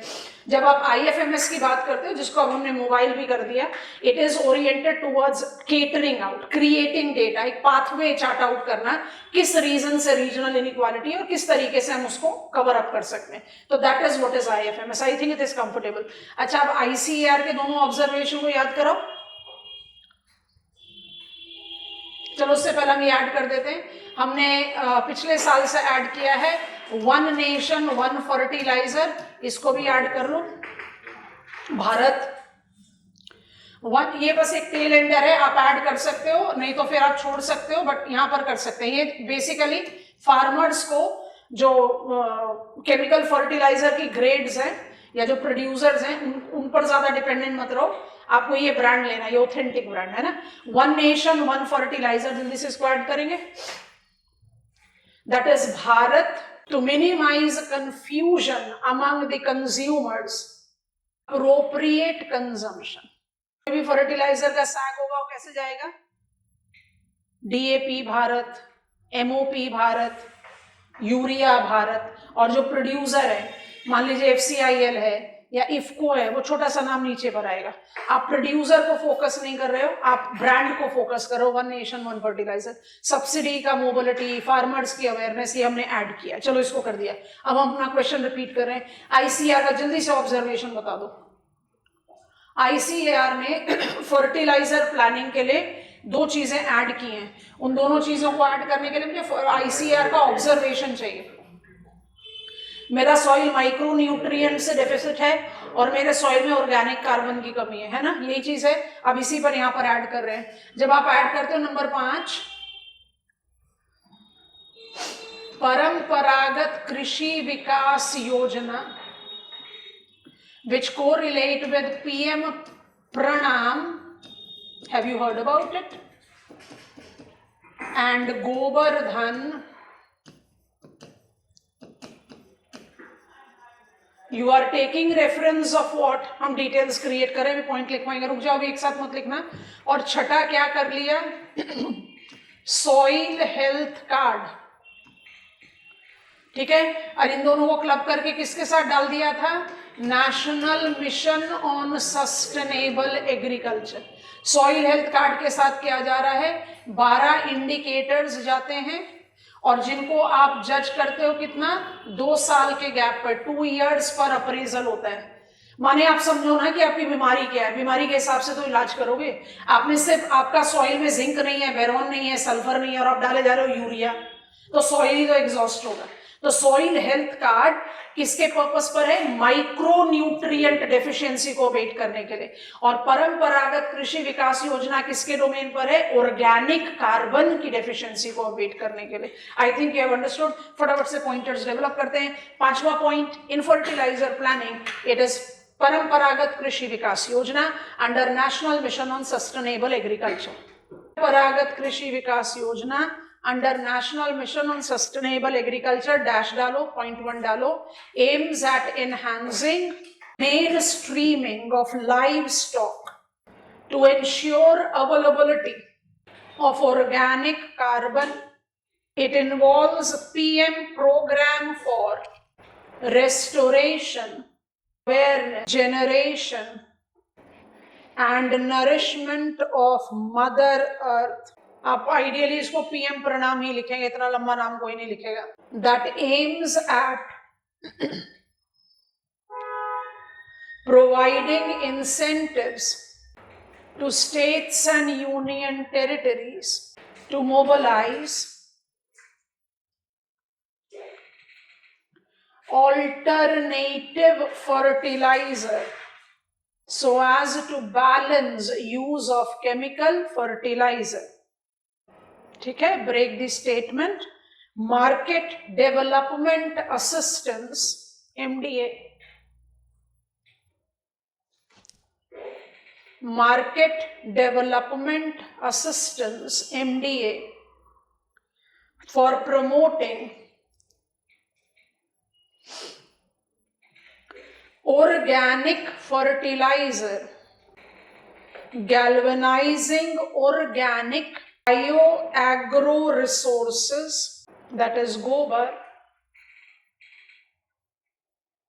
dhan plants. Break the statement and write. It was mobilized as Swachh Bharat Mission Grameen to enhance cleanliness and generate wealth from cattle and organic waste. From cattle and organic waste. ठीक हो गया. अब आ जाओ छठे and final point पर, soil health card. Again under sustainable mission on includes 12 indicators. कुछ नए हैं इसलिए लिख लो सबको. नाइट्रोजन, फॉस्फोरस, पोटैश, ये प्राइमरी में आ गए. लिस्ट करेंगे अगर आप जानते नहीं है इसके बारे में तो. PH value of soil, acidic है कि अल्कलाइन है. Electric conductivity of soil. PH और ईसी नए हो गए, बाकी आपकी लिस्ट में ऑलरेडी थे. अब लिस्ट कंटिन्यू करो. सल्फर. नेक्स्ट लिखेंगे 2 years of appraisal or assessment so as to specify required fertilizer to be consumed in given agricultural field. ठीक है. फर्टिलाइजर में मेरे पास और भी बहुत सारे प्लानिंग है. Revival of shutdown plant, establishment of new plants, drone Didi program. So these are basically where will be talking about in fertilizer sector. Agriculture के लिए सफिशिएंट है. जल्दी से रिपीट कर रहे हैं. What is fertilizer planning in India? Urea sector planning है, phosphorus potash sector planning है, रीजनल इनइक्वालिटी को अबेट करने के लिए IFMS है. उसके बाद अब आप बात कर रहे हो ICR के ऑब्जर्वेशन की. तो मेरा सॉइल सफर कर रहा है ऑर्गेनिक कार्बन की डेफिशिएंसी से, तो परंपरागत कृषि विकास योजना विद PM प्रणाम एंड गोवर्धन आ गया. और बात करो ICR के माइक्रो न्यूट्रिएंट डेफिशिएंसी के लिए, सॉइल हेल्थ कार्ड आ गया. आपके सॉइल में जो बीमारी है उस हिसाब से फर्टिलाइजर डालिए. And that is how we are abating what? We are abating the challenges that we have created because of unprecedented use of urea, which not just have been pinching hard to government. Urea subsidized commodity है, और subsidy आप all of us will agree is the most uncompatible, non-compatible component for a globalized economy. और subsidy continue क्यों करनी है? क्योंकि यूरिया का consumption by default food security को डायरेक्ट करता है. But availability of urea have created more loss than gain, and it is high time that we start addressing it. और वही हम एड्रेस कर रहे हैं. आप इंट्रोडक्शन में लिख सकते हो प्राइमरी सेकेंडरी. हमने प्लानिंग के शुरू में लिखवाया ताकि हम इनको ऑर्गेनाइज आराम से कर सकें. I think this is comfortable. हम infrastructural inputs of Indian agriculture पढ़ रहे हैं. इरिगेशन और फर्टिलाइजर मेजर ब्लॉक्स हैं, major in terms of content also. Seed भी मेजर में इंक्लूडेड है. रीजनल इनइक्वालिटी जज की जा सकती है, बट उसमें कंटेंट मेरे पास इतना लंबा चौड़ा नहीं है. It has got restricted purview. तो सीड सेक्टर को अगर मुझे एक जनरल जजमेंट देना पड़े तो हम कैसे देंगे? फर्स्ट प्लान पीरियड में एग्रीकल्चर को प्रायोरिटी दी, तो फर्टिलाइजर प्लांट भी स्टैब्लिश हुआ 51 में and we marked the mobilization of high yielding varieties of seed, lab में जनरेट करना। तो to begin with seed sector का डेवलपमेंट जो था वो आईसीएआर के डोमेन में था, जिसमें state level agricultural universities contribute करती थी and it was absolutely in the domain of corporation, National Seed Corporation and State Farm Corporation of India. They are operational even today. To acquire ICR और state level agricultural universities ने seeds develop की, hybrid seed, high yielding varieties of seed. They experimented in their experimental farm and found that they are conducive to be utilized commercially. उसको acquire करेंगे National Seed Corporation and State Farm Corporation of India and it will be diffused, it will be sold, it will be marketed. तो to begin with national seed corporation ICAR से या state level agricultural university से ये hybrid और high yielding varieties of seed को acquire कर रही है और it was distributed pan India as pilot project in 50s। तो हमने क्या किया, हमने पूरे कंट्री भर में multiple varieties of high yielding varieties of seed and hybrid seeds को फ्री ऑफ कॉस्ट डिस्ट्रीब्यूट कराया ग्राउंड लेवल पर जजमेंट के लिए। वहीं पर कुछ एरियाज ट्रिगर ऑन हो गए एज ग्रीन रेवोल्यूशन जोन, जो 1960s में आप कहते हो सक्सेसफुल ग्रीन रेवोल्यूशन जोन। तो pan Indian mobilization of hybrid seed and high yielding varieties of seed हुआ था। तो फिर कुछ एरियाज क्यों हुए, ध्यान से सुनना। High yielding varieties of seed and hybrid seeds के पास दो बड़े इंटरेस्टिंग कैरेक्टरिस्टिक्स होते हैं, लिखवा देंगे सब, पहले ध्यान से सुनो। एक है दे आर स्केल न्यूट्रल और दूसरा है they have very short maturity period. दोनों ही वंडरफुल कैरेक्टरिस्टिक्स हैं। हम कोई 1-to-1 वैरायटी नहीं बता रहे हैं, हम सिर्फ एक जनरल असेसमेंट ले रहे हैं। हाइब्रिड बायोटेक्नोलॉजी का इस्तेमाल करके जो सीड डेवलप किया गया हम उसकी बात कर रहे हैं। एग्जाम्पल के साथ समझाते हैं। मैक्सिमम माने 60-65% of our operational holding is marginal और इसका 20% ऑफ फार्मिंग पॉपुलेशन को हम लैंडलेस ले लेते हैं, तो हमारे 85% के करीब फार्मिंग पॉपुलेशन जो है वो वल्नरेबल कैटेगरी में। तो मेरे पास 1 हेक्टेयर का लैंड है, आप रिच फार्मर हैं, आपके पास 10 हेक्टेयर का लैंड है, हम दोनों high yielding varieties of seed का इस्तेमाल कर रहे हैं। पहला characteristics, HYV seeds are scale neutral. मेरा प्रोडक्टिविटी लेवल और आपका प्रोडक्टिविटी लेवल सेम रहेगा। आपका टोटल प्रोडक्शन डेफिनेटली हाई होगा, आपने बड़े एरिया में कल्टीवेट किया है, पर आपका मेरा प्रोडक्टिविटी लेवल सेम रहेगा। Size of the land holding do not influence the performance of HYV seed. तो एक बड़ा इंपॉर्टेंट ब्रिजिंग फैक्टर हुआ जहां पर बहुत मैसिव इनइक्वालिटी है इंडिया में in terms of agricultural holding. दूसरा, it has got shorter maturity period. फिर एग्जांपल के साथ समझो, मिरेकल राइस बड़ा पॉपुलर HYV सीड हुआ था इन द बिगिनिंग, उसी का एग्जांपल लेते हैं। आप एक कन्वेंशनल राइस सीड को सो करते हो, मतलब सोइंग कहाँ से शुरू कर रहे हो, नर्सरी सोइंग, फिर उसके बाद ट्रांसप्लांटेशन करो, वो सारे प्रोसेस को मिलाकर आप 150 दिन लगाते हो मैच्योरिटी के लिए। और जो मिरेकल राइस है उसका मैच्योरिटी टाइम 100 से 110 दिन है। आप हायर लेवल ले लो, 110 दिन ले लो। और जो ट्रेडिशनल राइस है उसका कितना है, 150। आप सोचो आपने सीधे सीधे 40 दिन बचा लिए। It facilitated multiple. 50 दिन बचा लिए मतलब क्या, मोर देन महीना बचा लिया, 1.5 महीना बचा लिया। It automatically is giving you possibility of cultivating one additional crop.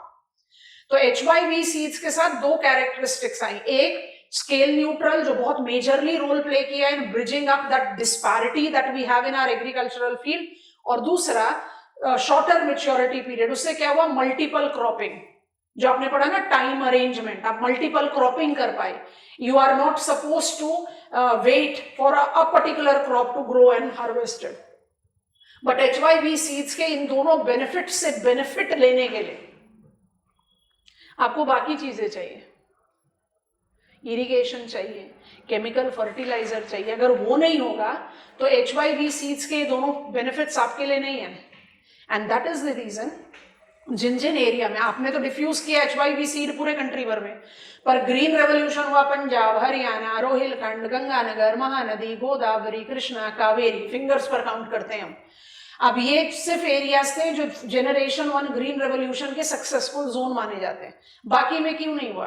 क्योंकि HYV सीड्स की अवेलेबिलिटी तो थी, बट उसकी परफॉर्मेंस को जो रेगुलेट करता है कि भाई मेरे पास केमिकल फर्टिलाइजर का अप्रोप्रिएट डोसेज होना चाहिए, मुझे टाइमली वाटरिंग कर रहा है, वो तो था ही। That is the reason HYV seed trigger, आप ग्रीन रेवोल्यूशन की डेफिनेशन में भी क्या लिखते हो? broad transformation of agricultural field because of diffusion of HYV seeds. So these seeds actually triggered green revolution and food security in country, but with a regional inequality. और उसी पर फिर हम add on करते हैं what are the ways we are trying to generate out the seed sector. अब आज के generation में seed sector के साथ problem सिर्फ ये थोड़ी है कि पंजाब हरियाणा जैसे states में more than 95-100% of the cropped area is with such seeds. And when I get on to the remote areas of our country, mountainous area में चले जाओ, plateau interiors में चले जाओ, north eastern region में चले जाओ, 20-25% of total cropped area HYV seeds में है, तो regional inequality तो है ही। उसके साथ problem क्या है? Hybrid seeds या HYV seeds biotechnology induced है, and they thus fall into the category of GMOs, जो नेचुरल वैरायटीज ऑफ प्लांट्स को चैलेंज कर सकते हैं। इसलिए Cartagena protocol on bio safety की कंप्लायंस को भी ध्यान रखना है। And we need to have affordable availability of all the varieties of crops की, multiple varieties of HYV seeds. That is the reason from absolute public domain now the seed sector incorporate private participants also, और वही private participation में seed rolling plan are what is being applied in seed sector of India. कल लिखेंगे इसके बारे में, आज map marking पर। Electric conductivity of soil is the cation exchange capacity that strongly regulates acidic और alkaline characteristics of soil. मतलब soil में जो पार्टिकल्स है ना, कैटायन एक्सचेंज कैपेसिटी को सबसे ज्यादा कौन सा कॉन्स्टिट्यूएंट ऑफ सॉइल रेगुलेट करता है? कैल्शियम। और कैल्शियम की हायर वैल्यू क्या करेगी? पीएच वैल्यू को बढ़ा देगी, तो अल्कलाइन सॉइल हो जाएगा। तो EC and pH value important chemical indicators होते हैं सॉइल के। ओके, हमने कर लिया mountains, right. Let us begin with marking up of Indian plains. Plains का ज्यादा बर्डन नहीं है, तो कोशिश करते हैं एक ही दिन में खत्म कर लेने की। देखते हैं हम कितनी तेजी से कर पाते हैं। प्लेन्स को दो तरीके से मार्क किया जा सकता है। हम सेकंड तरीके को हमेशा एडवाइस करते हैं, बट हम आपको बता दोनों ही तरीका देते हैं। Let me just open up my map, वहां पर आपको समझाने में आसानी रहेगी। Be there on physical map of India. Maximum plains तो आपको वहीं से मिल जाएंगे। जो छोटे छोटे प्लेन्स है उसके लिए फिर हम आपको रीजनल मैप पर ले जाएंगे। अच्छा, प्लेन्स को कैसे मार्क करें? प्लेन्स को जैसे आप देख रहे हो इस मैप पे लिखा हुआ है, if I just zoom it up, ये लिखा हुआ है इंडो गेंजेटिक प्लेन, है ना। तो आप क्या कर रहे हो? आप प्लेन्स को मार्क करते समय किस तरह का डोमेन ले रहे हो? Let me mark it up here.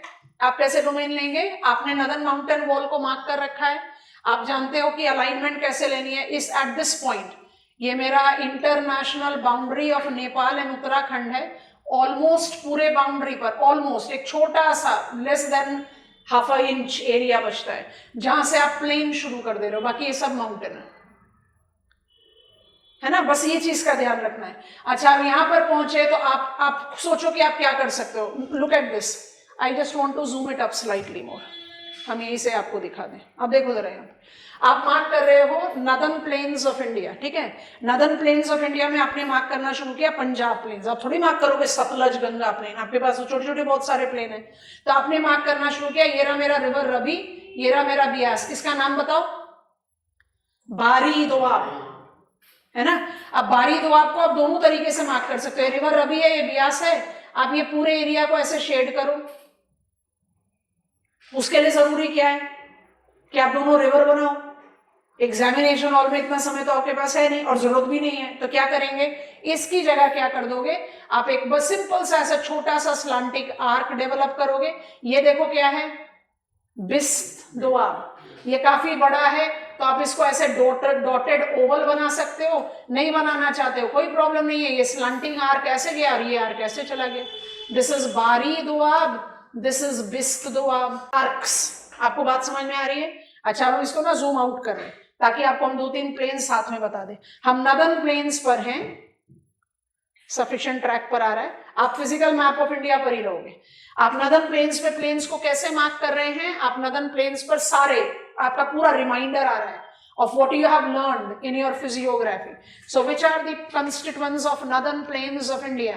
It is Transgangetic plain. जहां हमने मार्क किया बारी दोआब, जहां हमने मार्क किया बिस्त दोआब, जहां हम मार्क करेंगे मालवा प्लेन, फिर मार्क करेंगे ग्रेट इंडियन डेजर्ट। आपको बात समझ में आ रही है? उसी के ईस्ट में मार्क करोगे राजस्थान बागर, हरियाणा में एंटर करते ही मार्क करोगे Bhiwani Bagar. Getting it class? Western Uttar Pradesh में छोटा सा आर्क मार्क करिए एज हेल्प अवध प्लेन्स, फिर बड़ा मार्क कीजिए Rohilkhand plain, sorry, and then Awadh plains as big. Northern Bihar में मिथिला प्लेन्स, सदर्न बिहार में मगध प्लेन्स। आपको समझ में आ रहा है? This is the best way to mark. अच्छा, सुंदरबंस जाएगा बिल्कुल इस तरह का आर्क, एंड हुगली प्लेन को आप ऐसे करके आर्क मार्क कर दीजिए। हुगली प्लेन को हुगली रिवर के साथ अलाइन करके मार्क कर देंगे तो सारा का सारा डेल्टाइक प्लेन ही है, पर उसको लेबल कर दो हुगली प्लेन। और सुंदरबंस को क्या लेबल करोगे? Coastal delta. फिर ये आपका आ गया ब्रह्मपुत्र प्लेन, अलाइनमेंट इस तरह से रहेगी, ठीक है। एक छोटा सा आर्क बीच में आना चाहिए, जल्दी बताओ। Duars, sub Himalayan West Bengal. Are you getting it class? ठीक है। अच्छा, इसी लोकेशन पर दिख रहा है तो मार्क कर देते। पूरा का पूरा रन ऑफ कच्छ प्लेन है, सॉल्ट मार्शेस है पर फिजियोग्राफिकली तो प्लेन ही है, और पूरा का पूरा कोस्टल खंबात प्लेन है। तो आप साबरमती, माही, नर्मदा, तापी सबको अप्लाई कर लो। काठियावाड़ नहीं, खंबात प्लेन्स, क्योंकि गल्फ ऑफ खंबात के शोर पर है। आगे बात समझ में? ये आपके नदन प्लेन्स और part of some peninsular plains हो गए। अब हम इसको रिमूव कर रहे हैं। अच्छा, छोटे छोटे प्लेन्स और हैं जिसको आप मार्क कर सकते हो, but I think that is too small. जैसे लाइमटोल और मणिपुर रेंज के बीच में मणिपुर प्लेन है। एग्जामिनर तो किसी भी स्केल में कुछ भी दे सकता है। मीजो हिल्स के इमीडिएट नॉर्थ यहां दिख रहा है, ये कौन सा प्लेन होगा? मोलासिस बेसिन बोलते हैं इसको, बराक धालेश्वरी प्लेन, है ना। तो ऐसे छोटे पैचेस भी आप आराम से मार्क कर सकते हैं। ठीक, आई एम रिमूविंग इट। अब हम जरा सदर्न पार्ट पे जाते हैं। ये रहा, मेरा जूम अप करा हुआ है। जो पेनिनसुला में छोटे छोटे रीजन है वो हमारे मैक्सिमम स्कूल एटलसेस पर मार्क्ड हैं, तो वहीं से देख लेंगे। अच्छा, हम पेनिनसुला पे पहुंचे तो मुझे क्या मार्क करना है? सुंदरबंस आप मार्क कर चुके हो, तो आप सुवर्ण रेखा से लेकर चिल्का, सुवर्ण रेखा से लेकर चिल्का तक चले जाइए। आर्क कैसे मार्क करेंगे? उत्कल। फिर कैसे मार्क करेंगे? नदन सिरकार। फिर क्या मार्क करोगे? कोरोमंडल। फिर क्या मार्क कर रहे हैं? मालाबार। और फिर लिंदी कोंकण। और कोंकण के इमीडिएटली नॉर्थ में क्या मार्क हुआ था हमारा? खंबात प्लेन्स। प्लेन मार्क कर रहे हो, कोस्ट नहीं, तो इंटरस्टेट बाउंड्री का ध्यान रखेंगे। I think we are understand. अब इसके बाद क्या करो? अपने अपने ना स्कूल एटलसेस पर पहुंच जाओ। एक आपको मार्क करना है नंदयाल वैली, और एक आपको मार्क करना है महानदी बेसिन, जिसको राइस बोल हमने 2-3 बार बोला ना। मेरे ख्याल महानदी बेसिन तो फिजिकल मैप ऑफ इंडिया में ही दिख रहा है। दंड करने हैं अगर नॉर्थ में दिख रहा है ना, महानदी और Shivnath, north south align patch बना दो। और फिजिकल मैप ऑफ इंडिया में ही दिख रहा है अगर आप पहुंचे पेनेरू रिवर के बेसिन पर, बिटवीन एरामला एंड नलामला मिल रहा है Nandyal valley. Rice producing region है, हम एग्रीकल्चर पढ़ रहे हैं, अभी बढ़ना है आगे पढ़ने के लिए। अच्छा, आप बताओ, प्लेन्स का काम खत्म हो गया? नहीं हुआ। आओ map of Jammu and Kashmir and Ladakh. High altitudinal plains बच गए। बिल्कुल north eastern part of Ladakh यहां पर हैं आप, बिल्कुल इस पार्ट पर हैं आप। Let me make it very thick and darker colour. ये रहा, ये वाला एरिया, ये अक्साई चिन्ह है। साउथ में ट्रेवर्स करो, you will be noticing soda plain. और थोड़ा सा साउथ में जाओ, थोड़ा बड़ा डिस्टेंस साउथ में जाना पड़ेगा। यू विल लोकेट रूपशू प्लेन, जिसमें हमने सोमोरारी को भी मार्क किया था। In between Lingi Thang plane भी दिया हुआ हमारे स्कूल एटलस में, यू कैन मार्क इट।